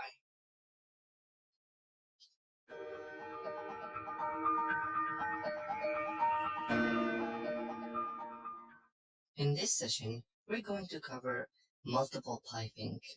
Now, what multiple piping is the idea of getting the output of a certain command, piping that output as input to another command, and then that output into another command, and then that output into another command.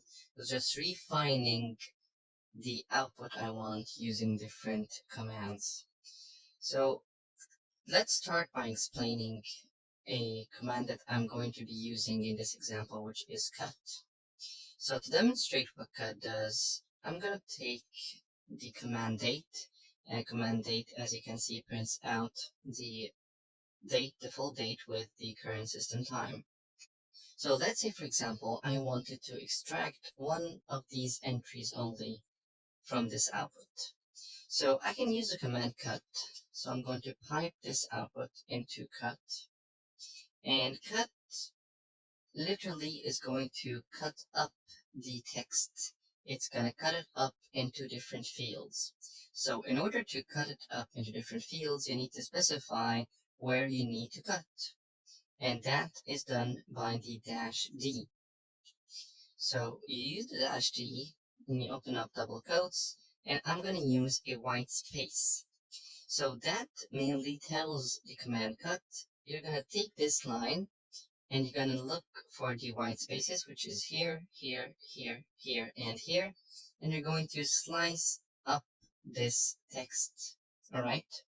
After it's sliced up, cut is going to call each and every section a field. So it's cuts here, this is field 1, field 2, field 3, field 4, field 5, and field 6. So you use the -f for field to specify which of these fields do you want to print out. I can say -f1, for example, and this will print out the first field. 2, print out the second field. 3, fourth field, and etc. So the command cut is really useful when you need to manipulate and literally slice through a certain text. So let's take another example and use multiple piping this time. So for my example, I'm going to use the ifconfig command. And let's say that I want to create a command, to create a series of piped commands that would display the IP address right away. So I do not need to look through everything to find the IP address. I'm just going to hit enter, and it's going to display that IP address right away. So how would we do that? So first of all, I'm going to use grep. Just as a side note, this can be accomplished using lots and lots of different ways. I'm only using one way to accomplish it here in order to explain the concept of multiple piping. So ifconfig pipe into grep, and I'm going to look for the word inet space addr, which is this word right here. Alright, so when I hit enter, you're going to see that I have two lines because I have another match down here. So how would I take only the first line? Because that second line, I actually do not need it. Well, I can pipe that output into a command called head. Now, head is a very, very simple command. It takes a -n as an option to specify the number of lines. And if you say, for example, head -n1, then whatever input you give it, it's only going to print out one line from the head of that text or from the head of that document. If you say -n2, it's going to take out 2 lines, 3 lines, etc. And there's actually a command called tail, which works exactly the opposite way as head. It's going to get you lines from the bottom, from the tail of that document or that text. So if I say, for example, here head -n1, you're going to see it prints out only the first line. And if I say tail -n1, it's going to print out the last line. So I'm going to use head -n1 to print out the first line. And now I want to slice this up. So I'm going to use the command cut and say cut -d, and I'm going to slice up right here. So I'm going to slice up at the colon character. It's going to slice up here, it's going to slice up here, and it's going to slice up here. So my first field should be this one. My second field should be all the way up to here, and this should be my third field, and this one my fourth. So I'm going to use the colon, and I'm going to take the second field, which is this one, because this one actually contains what I'm looking for. Hit enter. You're going to see that now I do have my IP address, but I have this extra bcast. So what I can do here is I can pipe this yet another time into another cut command, use a -d with a white space to slice it up right here, and I'm going to take the first field. And just like that, I have a one-line command of multiple pipes that displays the IP address right away. Now again, there's more than one way to accomplish this, and there are simpler ways to accomplish this, even shorter commands to accomplish this. However, I'm using the multiple pipes here from ifconfig to grep to head to cut to another cut in order to explain to you the concept of multiple piping. You can do something very neat here, which is you can use an alias now. So you can write alias, and you can write, for example, IP address equal, and you put everything in single quotes. So we're going to define an alias as this whole command. I hit enter, and now I have a defined alias called IP address. So let's try it out. I write IP address and hit enter. You're going to see that now we've just created a new command that displays the IP address right away.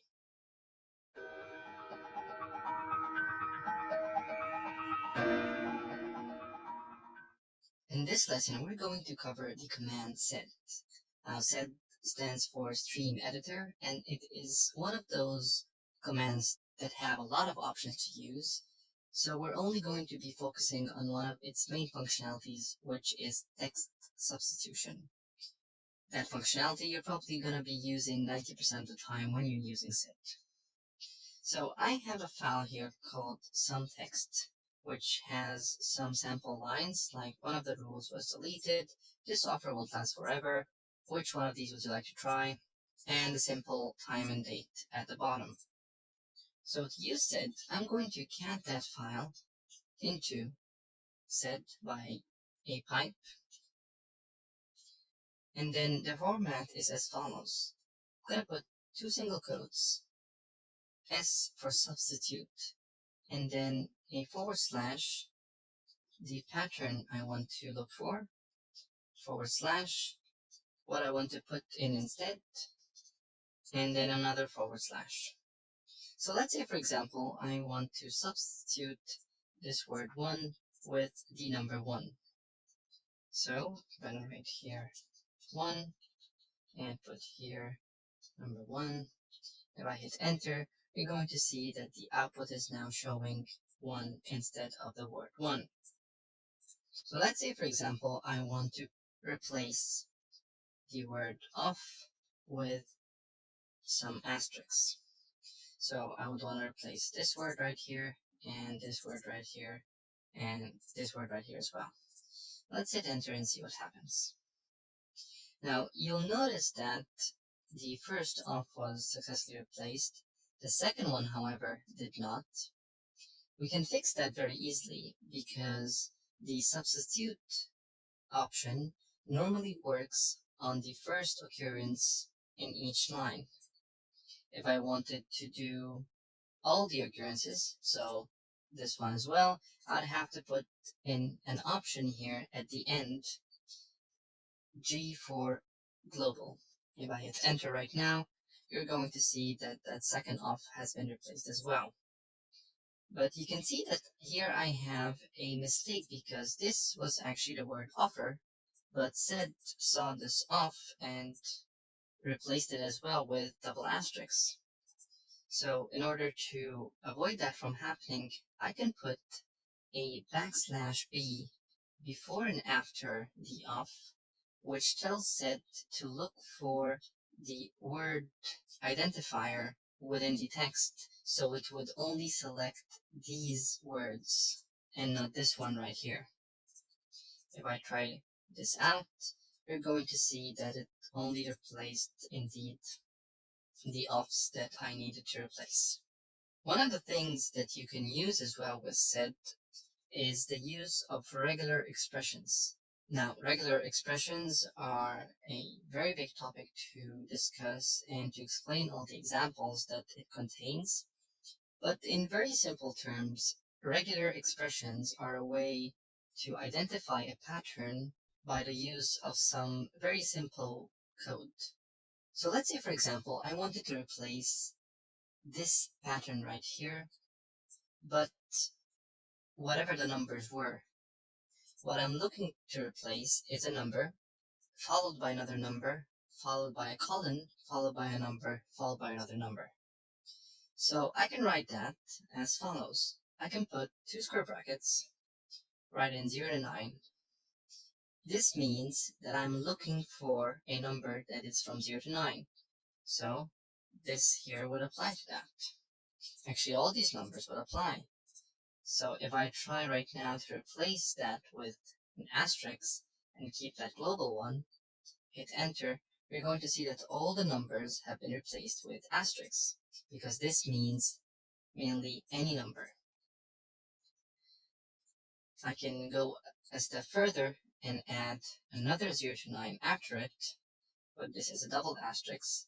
So what I'm saying here is to replace any two numbers with double asterisks. So if you think about it, it should give you exactly the same output because this doesn't really change the condition that much. If I now put a colon here, because I'm going to be trying to look for this pattern, put in 0 to 9 again, and another 0 to 9 again, and I'm going to change that just like so, so it would make more sense. And if I hit enter right now, you're going to see that it will only replace the time because it follows that pattern exactly. But these other numbers do not follow the same pattern.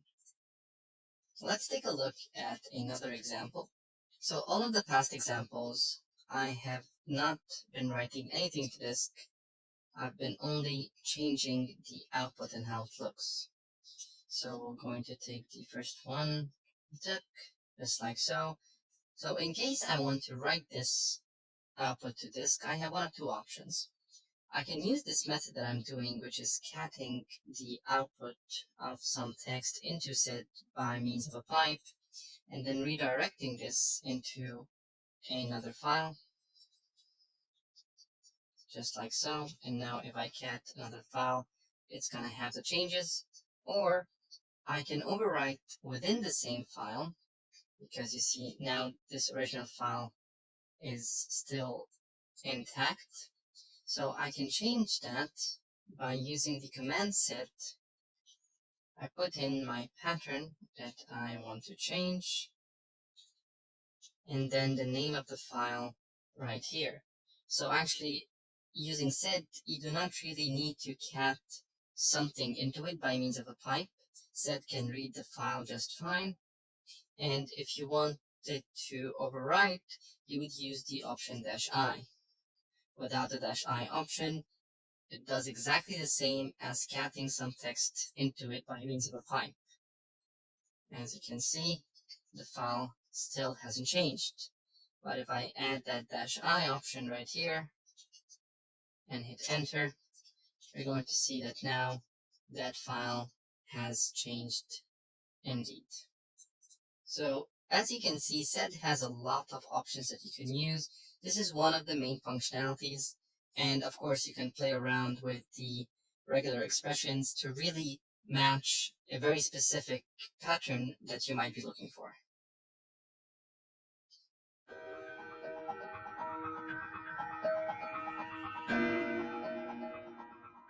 In this session, we're going to explain the concept of permissions. Now, the concept of permissions is a little bit tricky for someone who is new to the Linux operating system, but hopefully once we break it down piece by piece in this session, it's going to be really easy to understand. So, first thing, the Linux operating system is actually a multi-user system, which means more than one person can be using the computer at the same time. So in order to facilitate this, the following is used to not allow the actions of one user to crash the computer, or even allow one user to interfere with the files of another user.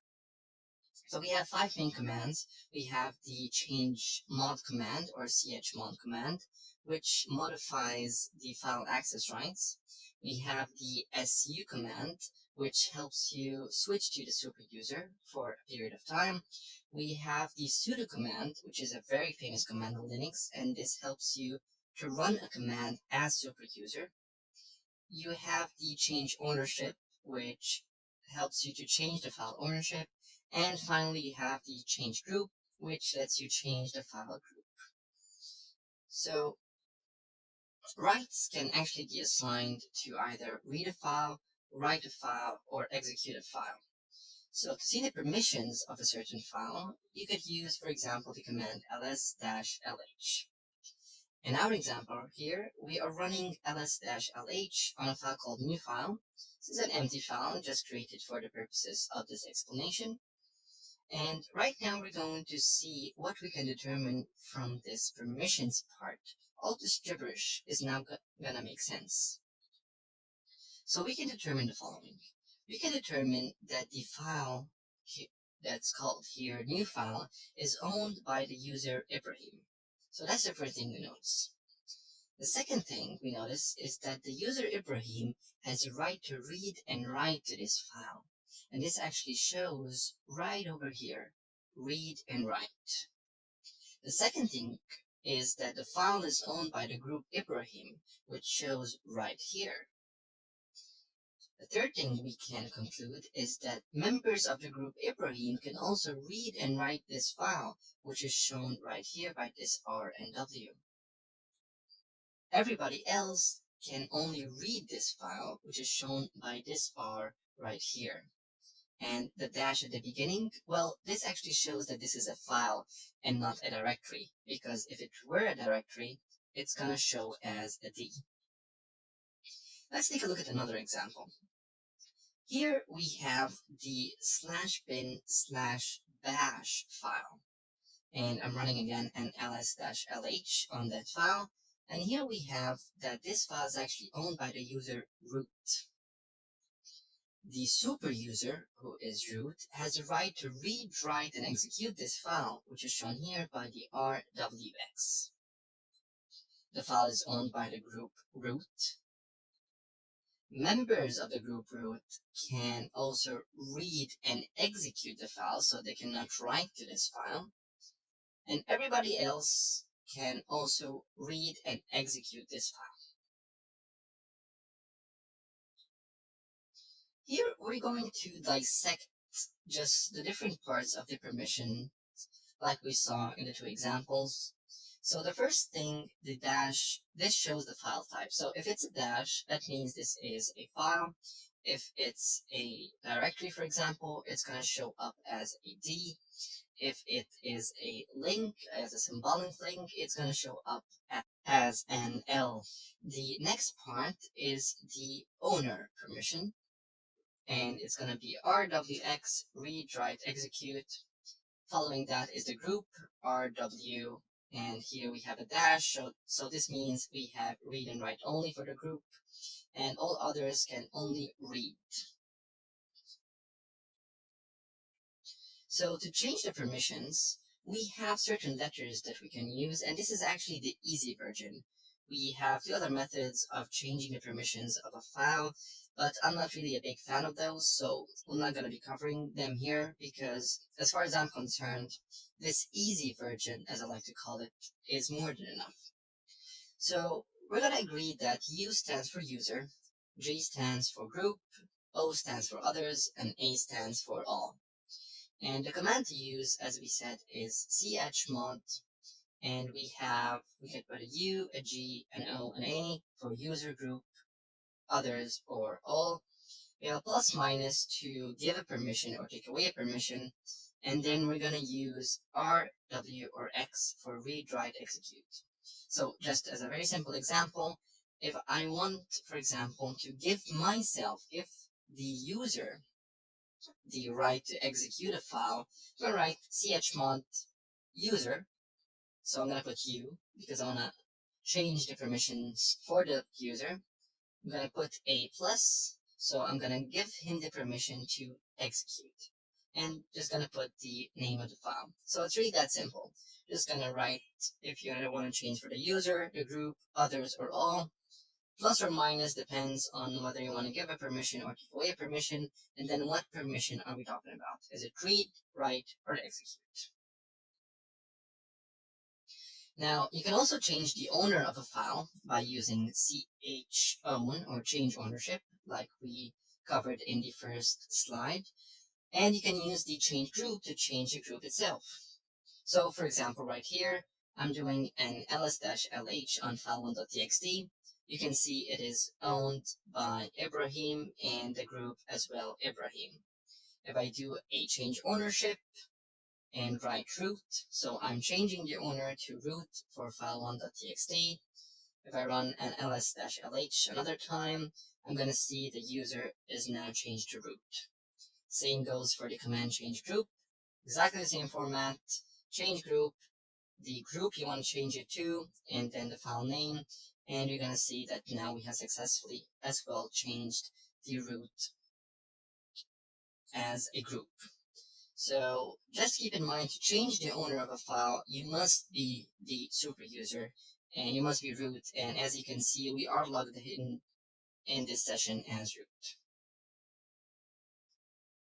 So how to become the super user, or becoming the super user for a while? The command to use is fairly simple. You're just going to write su. It's going to prompt you for your password, for the root password. And just by writing that password and hitting enter, you're going to see that you successfully changed from the user Ibrahim to the super user root. If you want to exit that session, you're just going to simply type exit, and it's going to bring you back to your username. The command sudo, well, the command sudo lets you run a command that you would normally need a super user to run without the need to switch to the super user. So it gives you the permission to run a command as super user. You can remember it as super user does or super user do. So right here, for example, I am in the root directory, and I'm trying to make a new directory called new_dir. And it tells me cannot create a directory, permission denied. So I do not have permission as the user Ibrahim to create a new directory in the slash partition, in the root partition. So if I write exactly the same command, but saying sudo before it, so sudo make dir, new_dir, it's gonna let me put in my password. So it says sudo password for Ibrahim. If I type in the sudo password, it's gonna normally run that command as a super user. And you can see it successfully created the directory here, total 0, of course, because this is an empty directory, but nevertheless, we did create a directory successfully.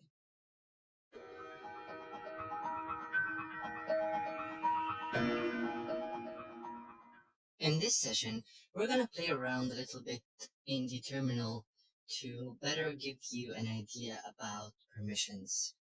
So I'm currently standing in /home/Ibrahim, and I have a couple of files here. And as you can see, we can already start to understand, for example, that file1.txt, this is owned by root, and the group is root.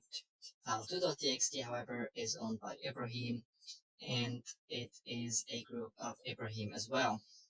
The permissions for these two files are identical, so they are both files because it starts with a dash in the permissions part. If it was a directory, it will be a D, like this one over here, and the user has the right to read, write, but not execute. The group has the same rights, read, write, but not execute, and all others have a read-only permission. So let's say, for example, I want to try out the command changement. So I'm going to do a changement on file1.txt to give others the right to write as well. So let's do an O for others and a plus because I'm going to give a permission, and I want a W. And my file is file1.txt. Let's see what is going to happen when I hit enter. So you're going to see that it says changing permissions of file1.txt, operation not permitted. Now why is that? This is because I'm currently the user Ibrahim, and right here, this is created by the user root, or the owner is root. So I do not have a permission to change that file's permission.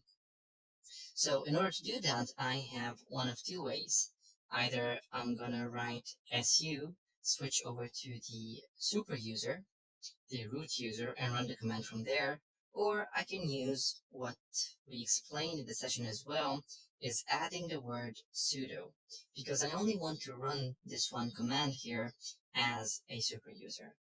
If I hit enter, you're gonna see it asks for the sudo password, the root password. So I'm gonna type in my password here, hit enter, and you're gonna see that it works just fine. If I hit ls-lh one more time, you're going to see that now others have as well the permission to write to this file. Let's say, for example, I want to change the owner of that file from root to Ibrahim. So the command would be change owner. So let's try change owner, and I'm going to give it to Ibrahim, and the file is file1.txt. Let's try hitting enter. Again, it says operation not permitted. So this time, let's try to use the su command in order to get the root user, in order to get enough permission to change the ownership of that file. Because again, here the owner is root, so I'm going to have to be the root user in order to change the permissions here.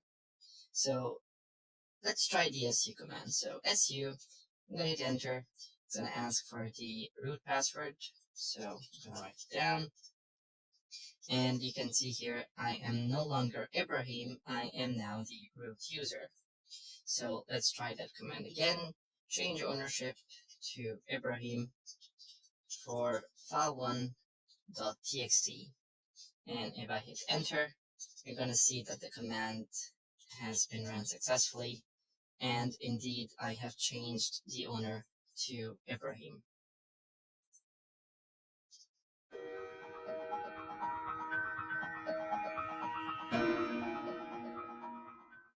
What is a bash script?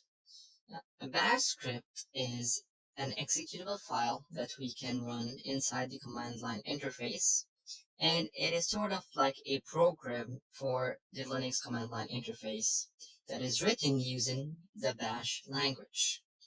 The Bash language, I would say, is not the best language to script with if you're looking to do very complicated tasks. In that case, I'll probably recommend something like Perl or Python, but Bash can come really handy in a lot of cases. So in the following sessions, we're going to explain step by step how you can write a Bash script and what can it be used for.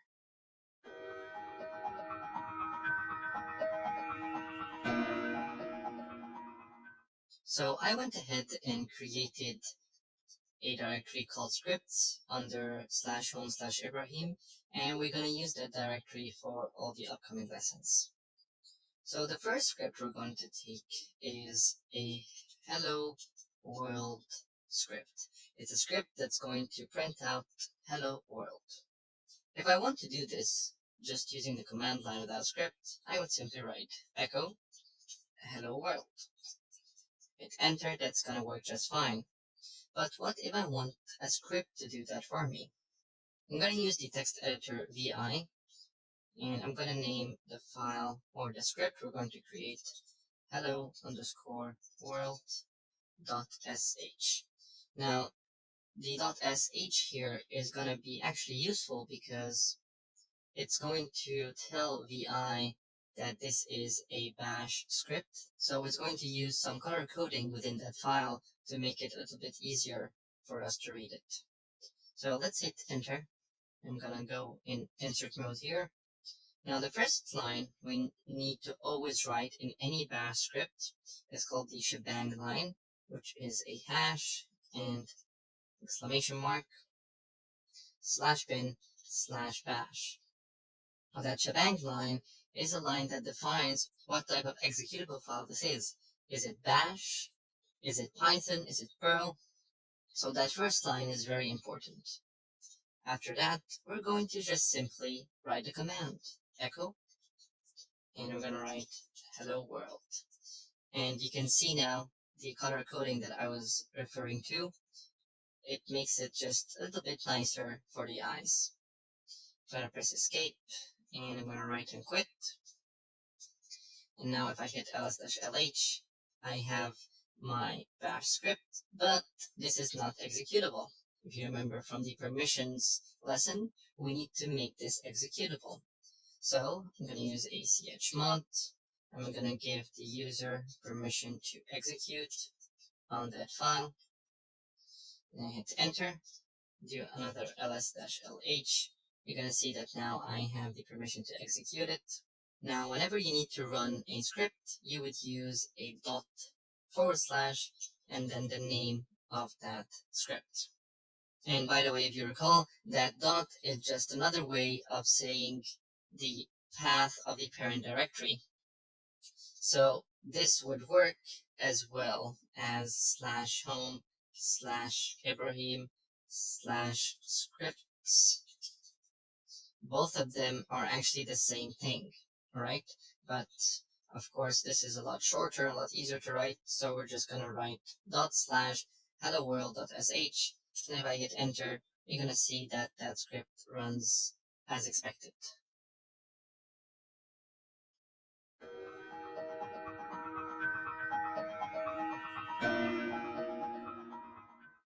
Now let's take a look at the same hello world example, but this time using a variable. So I'm going to do a vi on hello world, edit this file, and what I'm going to do is I'm going to write here a equal, and then open double quotes. I'm going to say a equal hello world. And instead of echoing out hello world straight away, I'm going to echo out the value of the variable a. So in order to do that, you would write echo $a. Now the $sign is used to make the shell script understand that you do not want to echo the letter a, but that a is actually referring now to a variable. And this would work exactly the same. So let's define another variable. Let's define a variable called b, and we'll give that variable a number. So let's say, for example, 640, that I do not use a double quotes with to make it understand that this is actually a number. I can do a number with a decimal point, for example, 7.2. All of these are variables. So here I can echo out A, and then right next to it, let's echo out B, and then right next to it, let's echo out C. Let's write and quit, and try to run that script one more time. And you'll see it says, hello world, 640, and then 7.2.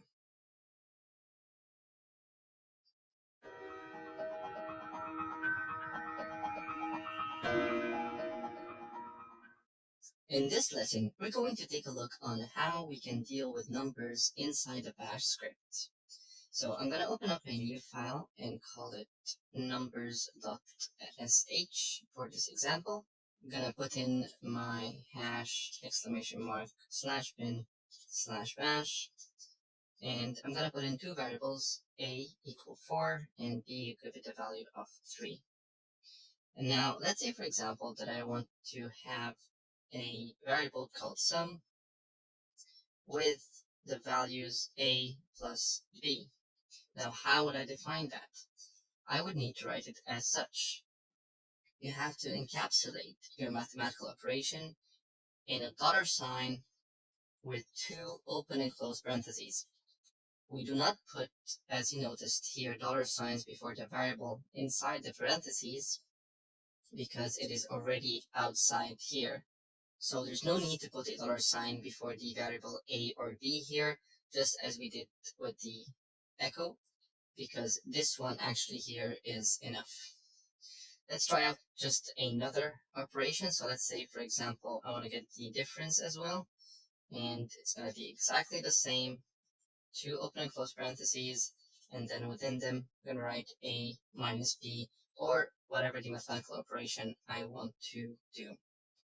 Now, to echo out the result, I would simply write echo, and we could say, for example, the sum is, and can put a dollar sign sum here, and the difference is, and put a dollar sign diff right here. Let's write that and quit. I'm going to change mod a plus x on that file, and let's give it a run. The sum is 7, and the difference is 1, just as expected.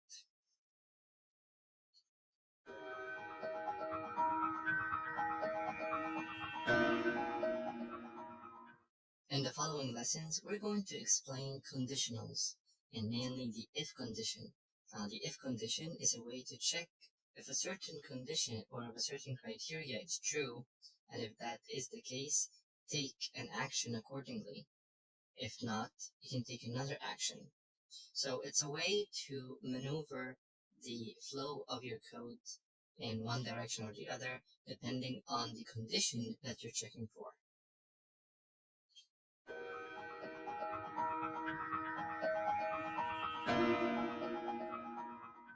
Now let's take a look at the arithmetic relational operators that we can use with conditionals, which are mainly less than, greater than, less than or equal, greater than or equal, equal or not equal.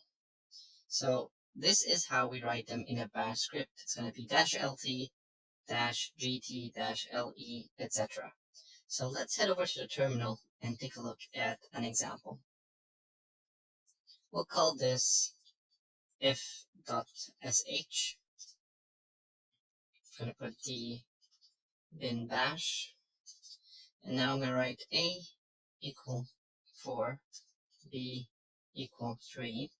And let's say now I want to write an if condition to check whether a is bigger than b or not. And if it is, it's going to print out that a is larger than b. So how to write that? We begin by writing if, and then open and close square brackets.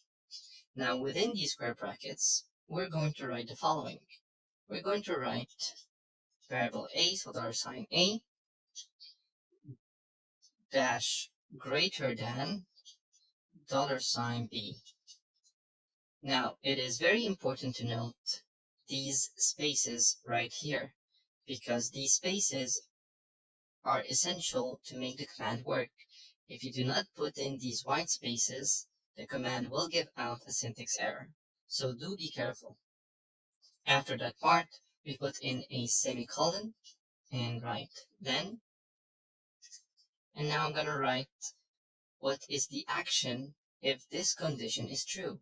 So maybe what I'm saying here is, if the value of A is greater than the value of B, then I want you to do the following lines.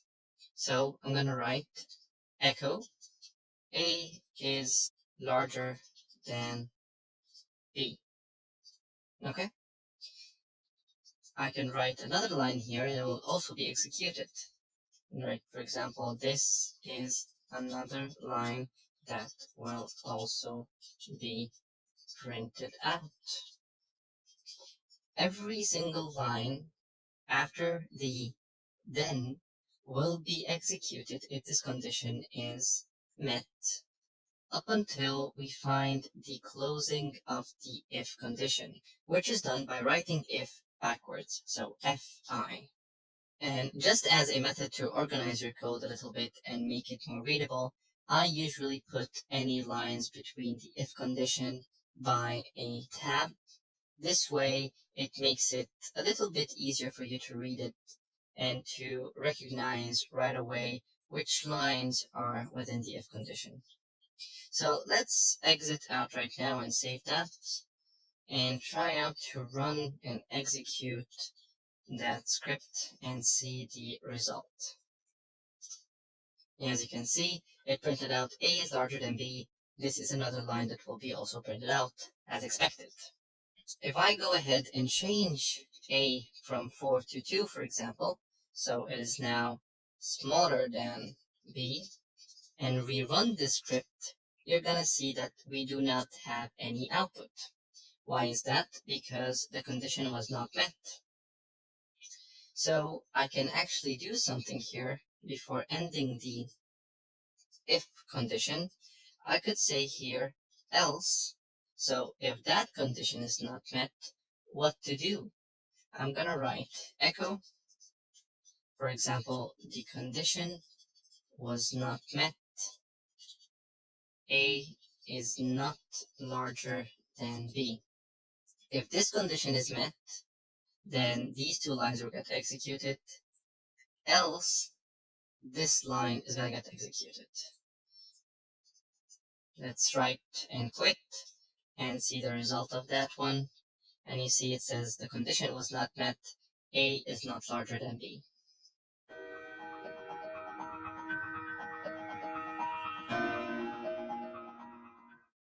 So let's dig a little bit deeper into the if condition and explain the else if condition as well that can be used with it.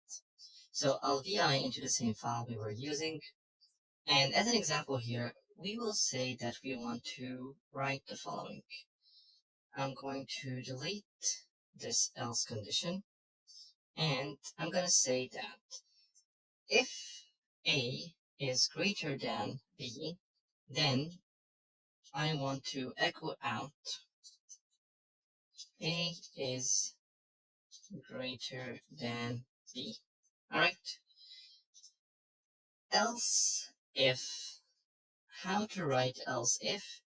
We write it elif. Okay? So if you want to write else if you want to write another condition to check for, it's elif. Elif. So elif $sign A is less than $sign B, then I'm going to echo out that A is less than B. And then I'm going to put else, echo out the last possible result, which is A is equal to B. And by the way, this semicolon is simply a new line. So for example, you can just simply write the condition, and on another line you can write then. It's exactly the same as writing semicolon then, but I'm just more used to writing it this way. So let's write and quit and try running that script again. And we're going to see it says A is less than B, which is true in our case. If I put A bigger, and again write and quit, it's going to say A is greater than B. And to test out the last case, if I put the two with the same value, it's gonna say A is equal to B. So this is how you write an if condition within Bash, and you can use any of the arithmetic operators you want.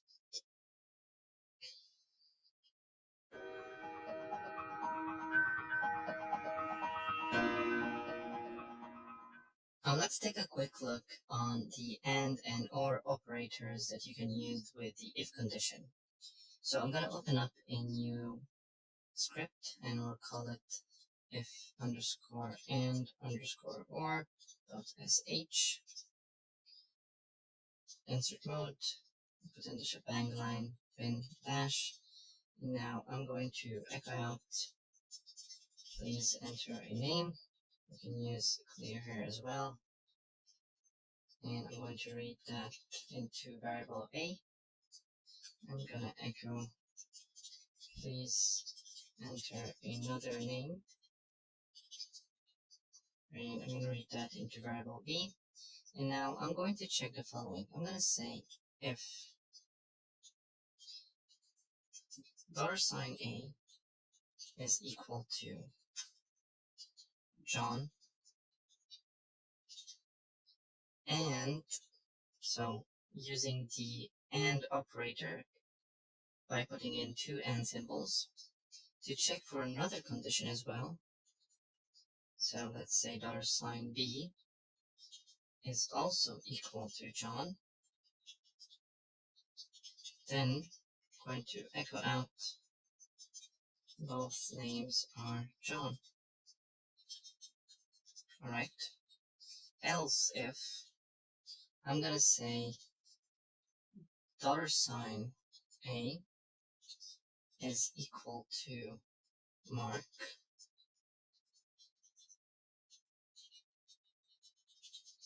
or, and the or is done using the two pipe symbols, $B is equal to Mark. Then I'm going to echo out one of the names is Mark, and I'm going to put in else, echo out no conditions found, and close up the if condition.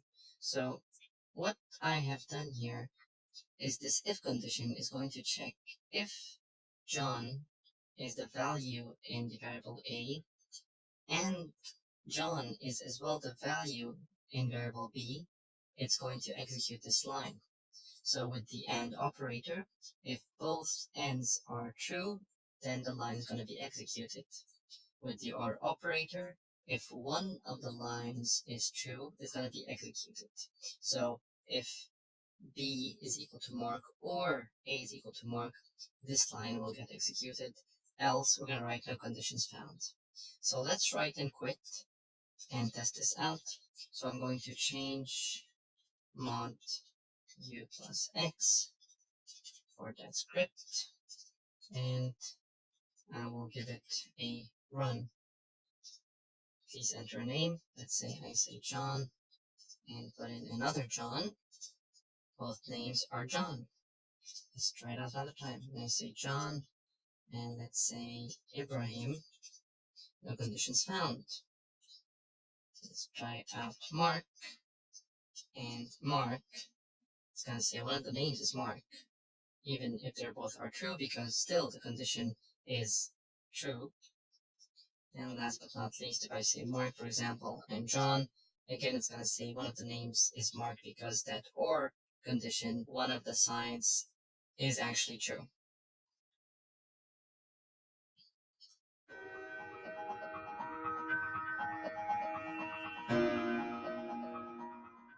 One last case I want to explain regarding the if condition is the if using strings.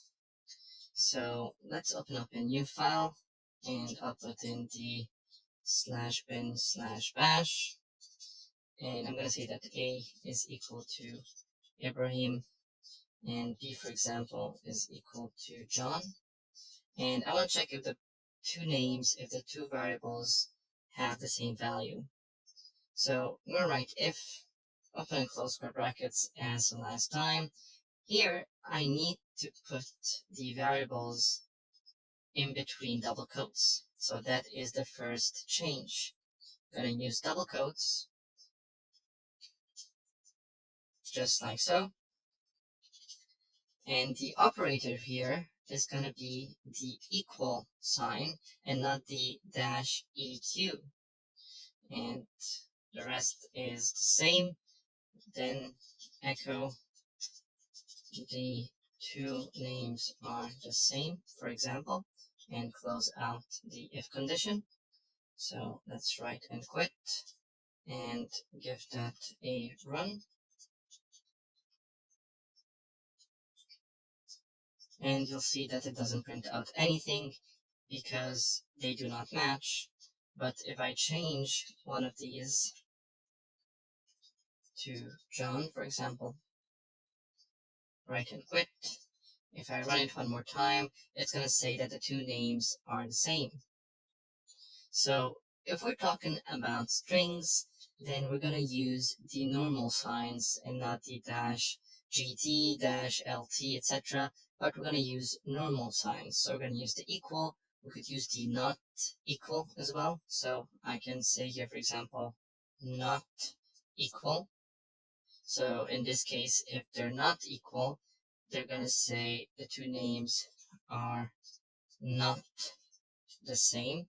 And let's change that back to Ibrahim. All right, let's write that and quit. If you run the same script, it's going to say the two names are not the same. So if we're talking about numbers, we're going to use the -lt, -gt, -eq, etc. and all these operators. And if we're talking about text, then we're going to use the normal operators such as the equal sign or the not equal sign that we do with an exclamation mark before the equal sign.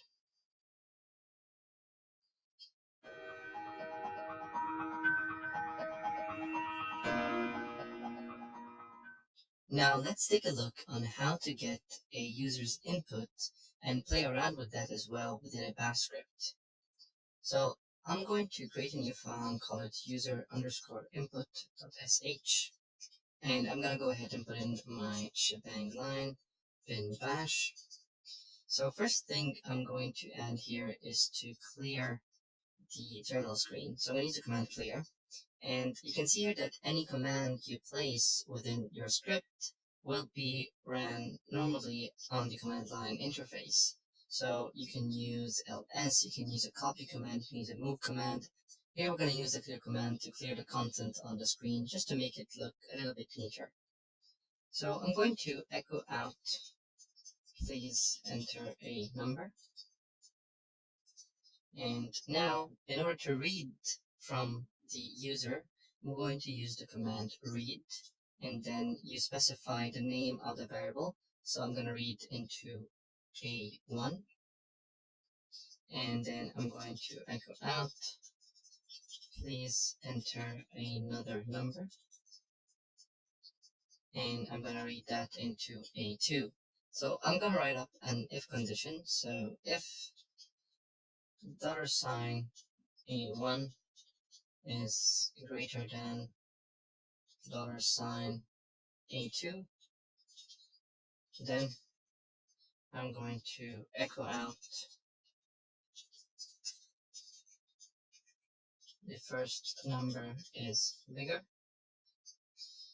else if $sign A1 is actually less than $sign A2, then echo out the second number is bigger, else I'm going to echo out both numbers are equal. I'm going to put an fi to end that if condition, and I'm going to write and quit, and let's test this out. So I'm going to first of all change mod u plus x for user input, and let's give it a run. So first of all, you can see it did clear out the screen. Please enter a number. Let's say I put in 3 and 4. It says the second number is bigger, which is accurate. I can take in another example. Let's say 50 and 1. First number is bigger, and give it equal numbers. And you see both numbers are equal. So this is how you would get an input from a user. You just use the command read, and then you specify your variable. After that, you can use it as you wish within your script.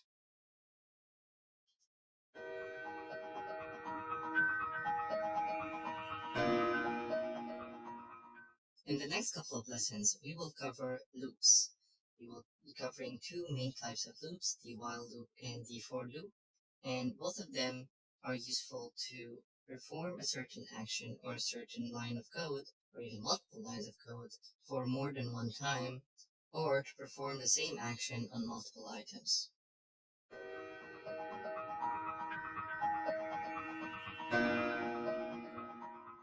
So let's take a look at the for loop, and for that I'm going to create a new script called for.sh, put in the bin bash bang line. So to write the for loop, I'm going to write for I in, I'm going to write something now and I'll explain it in a couple of seconds. Do echo line printed, and done. So let's take a look at this. For I in, and I've given it a range from 1 to 10. So this is how we define a range in bash. It is with two braces, and then I write the number, dot, dot, and the end number. So this is how we define a range, and here, for I in that range, do the following lines in between the do and the done. So for the first iteration, the I will be at 1, the second iteration I will be at 2, etc. until it reaches 10. So in order to see that, actually, I can put in here line printed, and before it, I can say $I. So this will say 1 line printed, 2 line printed, 3 line printed, etc. because this I will take the value of 1 through 10. So let's test this out. Just write and quit, change mod u plus x, and give it a run, and you'll see it has printed out that line 10 times. Now, this is not the only usage for the for loop that I can do. I can also iterate on multiple items, not just for a certain range. So I can do the following. I can say for I in ls. Now here ls is a command, and I want to, for example, iterate or do a certain action on the output of that command. So in order to accomplish that, I have to first of all evaluate this command and use its output. In order to do that, I'm going to use the backticks. Now the backtick is located on your keyboard right next to the 1 key, and like so, these two backticks will evaluate whatever is in between them. They will actually run that command and then return the output. So when I say for I in backticks ls, what I'm actually saying is for every single item in the output of this command, and what I will do with that is I'm going to echo out file name and then put here $I. So this should print out file name and the first file name and the second file name, all the way up to the last one in that directory. So let's save that and give it a run. And you'll see it says indeed file name, and then it wrote every single file in that directory. If I take a look at these files, they are indeed the same. So I can use the for loop to run a certain action on a number of items, or run the same action multiple times like we've seen in the first example. And the backticks are extremely useful, and what they do is they evaluate what's in between them. They actually run that command and return the output of that command.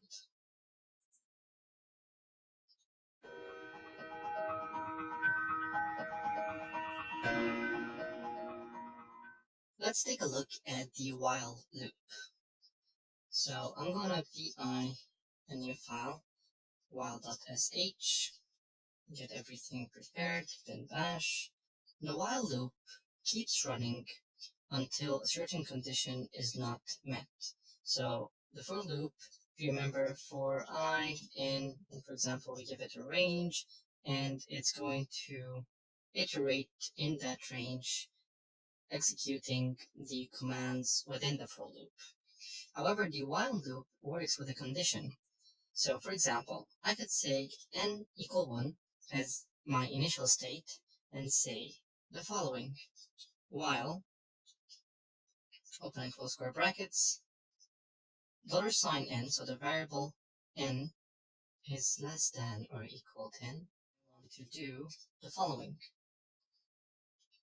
echo line number and then $n, and we need to make n equal to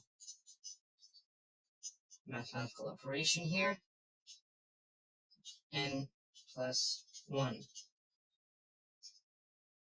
and close the while loop with a done. So what we're doing here is we're saying that while n is less than or equal 10, I'm going to do the following. We're going to echo out line number and the variable n, and then we're going to increment the variable n with plus 1. See, without this line, this loop will go on forever, because this condition will always stay true. But with the addition of plus 1 every time, after 10 iterations, this condition will no longer be true. So let's save that and quit, and see how it looks like when we run it. While.sh, and give it a run. There we go, line number 1 through 10, just as expected. So the while loop should be used when you have a certain condition that you're checking for, and you want to keep doing these commands or these lines up until that condition is no longer valid. This does not have to be an iteration like this. This could be, for example, checking if a certain input from a user equates to something you're looking for, and if it's not, you just keep running the same commands. These are just a couple of examples of where a while loop would be useful.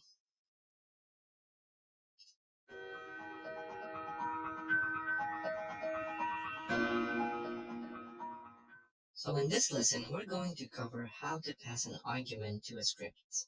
So just as ls can take a -l or a -h, etc., we're going to see how we can pass an argument to one of our scripts.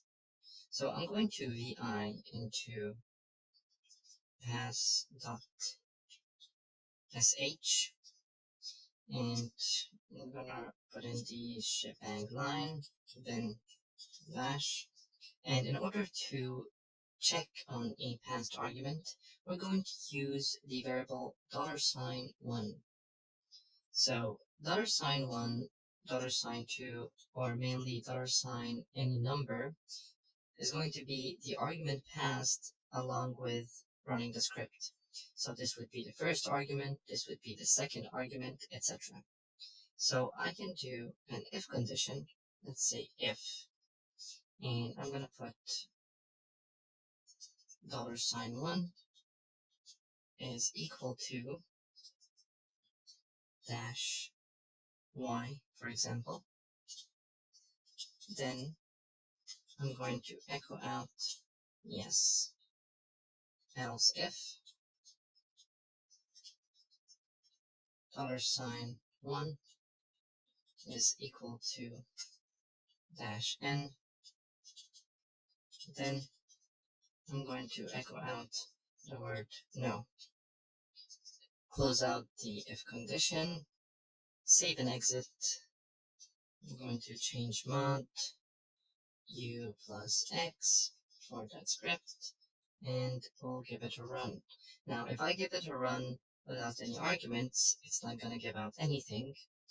If I, however, put a dash y, for example, it's going to print out yes. If I put a dash n, it's going to print out no. So this is how you would pass an argument to a script.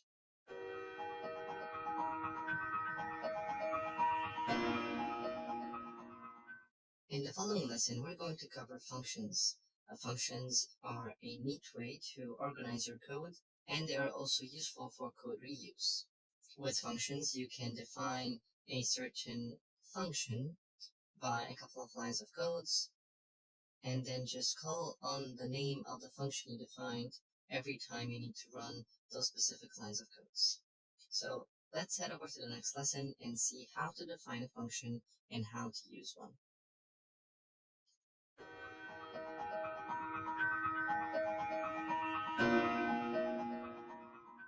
Let's take a look at functions and how to define them and how they can become useful in your bash script.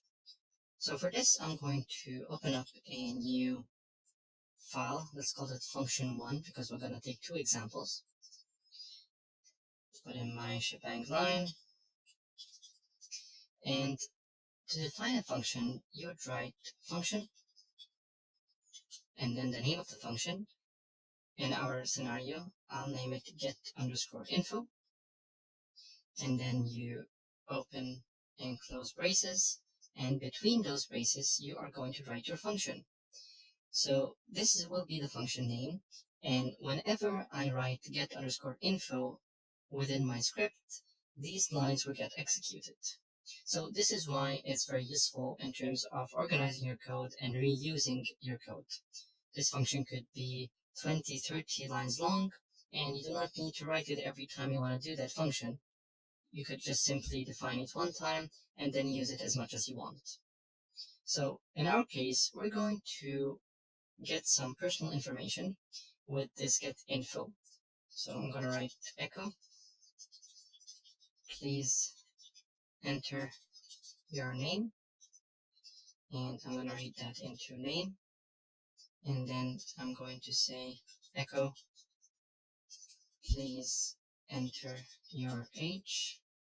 And again, I'm going to read that into a variable called age. And last but not least, I'm going to echo. Please enter your email address. And I'm going to read that into email. So this is my function. And below here, I'm just going to write echo. The function will now run. And simply write get_info right here. So let's save that and see how it looks like. Going to change mod and run the script. The function will run now. Please enter your name. So for example, I'm going to write John. Please enter your age. Let's write 29. Please enter your email address. Let's say john.mark@gmail.com. And there we go. So this is the first example. The second example is using a function that you can pass an argument to. I'm going to put in my shebang line again. And now I'm going to define a function. We're going to call it sqr, and that function will simply take in a number and echo out the square of that number. So in order to accomplish that, I'm going to simply write echo $, and open and close double parentheses, because we're going to be dealing with an arithmetic operation. And I'm going to simply write $1 times $1. So just like passing an argument through the bash script itself, we can pass an argument to a function by using $1 variable or $any number. It depends really on how many arguments you want to pass and how many arguments the function will deal with. So very simply, I can write here now echo, please enter a number, read that input into a variable that we're going to call num, and then simply pass in that variable num to the function sqr. So again, this function could be a very complicated mathematical operation that you want to write just once and then reuse throughout your code. So let's test this one out. I'm going to change mode, u plus x, just like so, and let's run that and give it a go. Please enter a number, let's say for example 4, and the answer should be 16, just like that.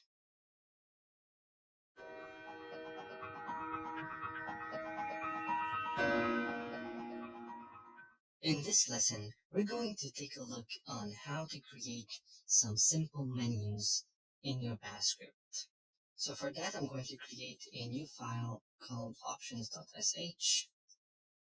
I'm going to put in my bin bash line, and there are several methods to accomplish the look of a menu in your bash script. There is one using what's called a select, but this has some limitations that I do not like, so I use a while loop. So I'm going to write n is equal to 1, and I'm going to simply say while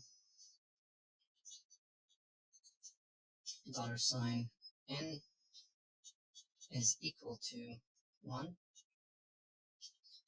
I'm going to do the following. So this while loop will basically always be true unless I exit the program. So I'm going to echo out here your options are. Go ahead and echo out number 1, option 1, echo out 2, option 2, and echo out 3 is quit. And then I'm going to ask for a number as input. After that, I'm going to read that input into a variable, we'll call it input, and then I'm going to do an if condition. So I'm going to say if $input is equal to 1, then what I'm going to do is first of all clear out the screen to make it look nicer, and then I'm going to echo option 1 selected. I'm going to say else if input is equal to option number 2, then I'm going to clear out the screen and echo out option 2 selected. Else if, this is my last condition, I'm going to say if input is equal to 3, then I'm going to also clear out the screen just like so, and echo out exiting, and I'm just going to write the command exit, which is going to exit out from the script, ending this while loop as well. I'm going to put an else at the end here, or put in a clear and echo out invalid selection. So anything else, it will just say that this is an invalid selection, and then I'm going to close that if condition. So as you can see, this while loop, these options will always appear after they finish each option, unless I choose number 3, which is going to exit from the while loop and exit from the script itself. So let's write that and quit and take a look on how this will run. I'm going to change mount, execute the script, and you see it says your options are option 1, option 2, and 3 is quit. If I say 1 and hit an enter, it's going to say option 1 selected, and it's going to ask me for my options again. 2 is option 2 selected. If I say, for example, 45, it's going to say invalid selection. Anything other than the scenarios I've written is going to say invalid selection. And if I hit 3, it's going to quit out of the script.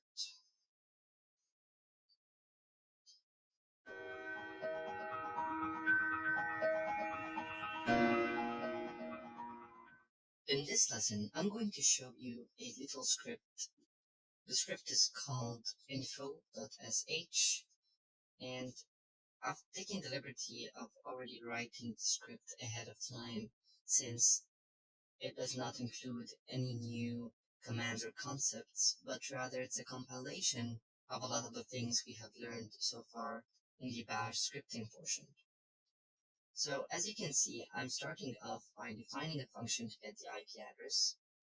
I'm going to call this function get_IP, and as you can see here, I'm saying IP equal, and I have a command here that we've seen before.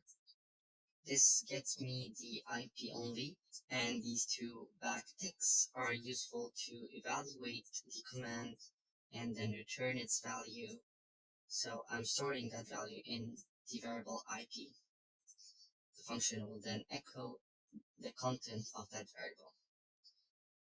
In the same manner, I'm defining a function to get the system time. Again, from the command date, I'm simply using the cut to get the fourth field out of the command date. And then I'm echoing out only the variable because, again, I'm using the backticks to evaluate the command and then throw the output into this variable. Last but not least, I'm defining a function called getWho, which is going to get me the host name as well as the user who is logged in. So I'm getting the host from the command hostname, and I'm getting the user from the command who, and then I'm getting the first field again with the command cut. After that, the function will echo the user variable dash and then the host variable. After that, it is pretty simple, just as we did in the menu lesson. So I'm doing an n equal 1 while n equal 1 do, and done at the end, and everything in between is really my menu selection options. So I'm saying please choose an option.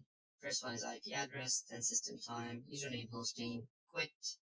I echo out what number does the user want, and I'm going to read that input. I'm checking that input. If it's equal to 1, I'm going to call on the function getIP. If it's equal to 2, I'm going to call on the function get_time. Equal to 3, I'm going to get the getWho function. And if it's equal to 4, I'm going to say exiting and exit out. Last but not least, anything else, I'm going to have the script write invalid and please try again. I'm using an extra echo after each function here, simply to add an extra line after the output of every command. This is just aesthetics, so it's not really necessary to do, but I just thought it looked a little bit nicer that way. So I have another terminal here open because I just want to dissect very quickly these commands here. So if I take this command, so ifconfig is going again to print out all the information like we've seen before. Here I'm doing a grep on inet addr. After that, using the head command to get the first line, and then I'm using the cut command to cut right here so I can get this portion, and then I'm gonna cut right here to get only this portion. So cut -d, add the colon, and I'm gonna get the second field, and after that I'm gonna cut again, just like so, and get the first field. So this would be the first command. The second command, the date, is just a simple cut again, add the white space, and I'm getting the 1, 2, 3, 4th field, just like so. This is the time command, and the host name is just a command that gets you the current host name. There's nothing too complicated about that. And the who command actually gets you all the users that are logged in. This is a single user system that I'm using, so at the time I only have Ibrahim who's logged in. So again, using a simple cut to get the first field, I'm gonna get the Ibrahim portion. So the purpose of this lesson is simply to show you what kind of options that you can do. You can mainly define any function you want with any functionality that you want, make a menu selection out of it if you want to have some sort of user interface, or maybe the function you're defining is simply a process that runs in the background. Maybe it's a function to back up some files, maybe it's a function to rename certain files, and you're going to run that on a regular basis. So last but not least, let's take a look at the script and how it runs. So I'm going to run info.sh, hit enter. It says please choose an option 1, 2, 3, and 4 for quit. If I say 1, it's gonna print out the IP address, and you see that extra line that we've added with the empty echo. 2 is system time, 3 is the username, hostname, and any other input. It's gonna say invalid, and by hitting 4, it's gonna quit out of that script.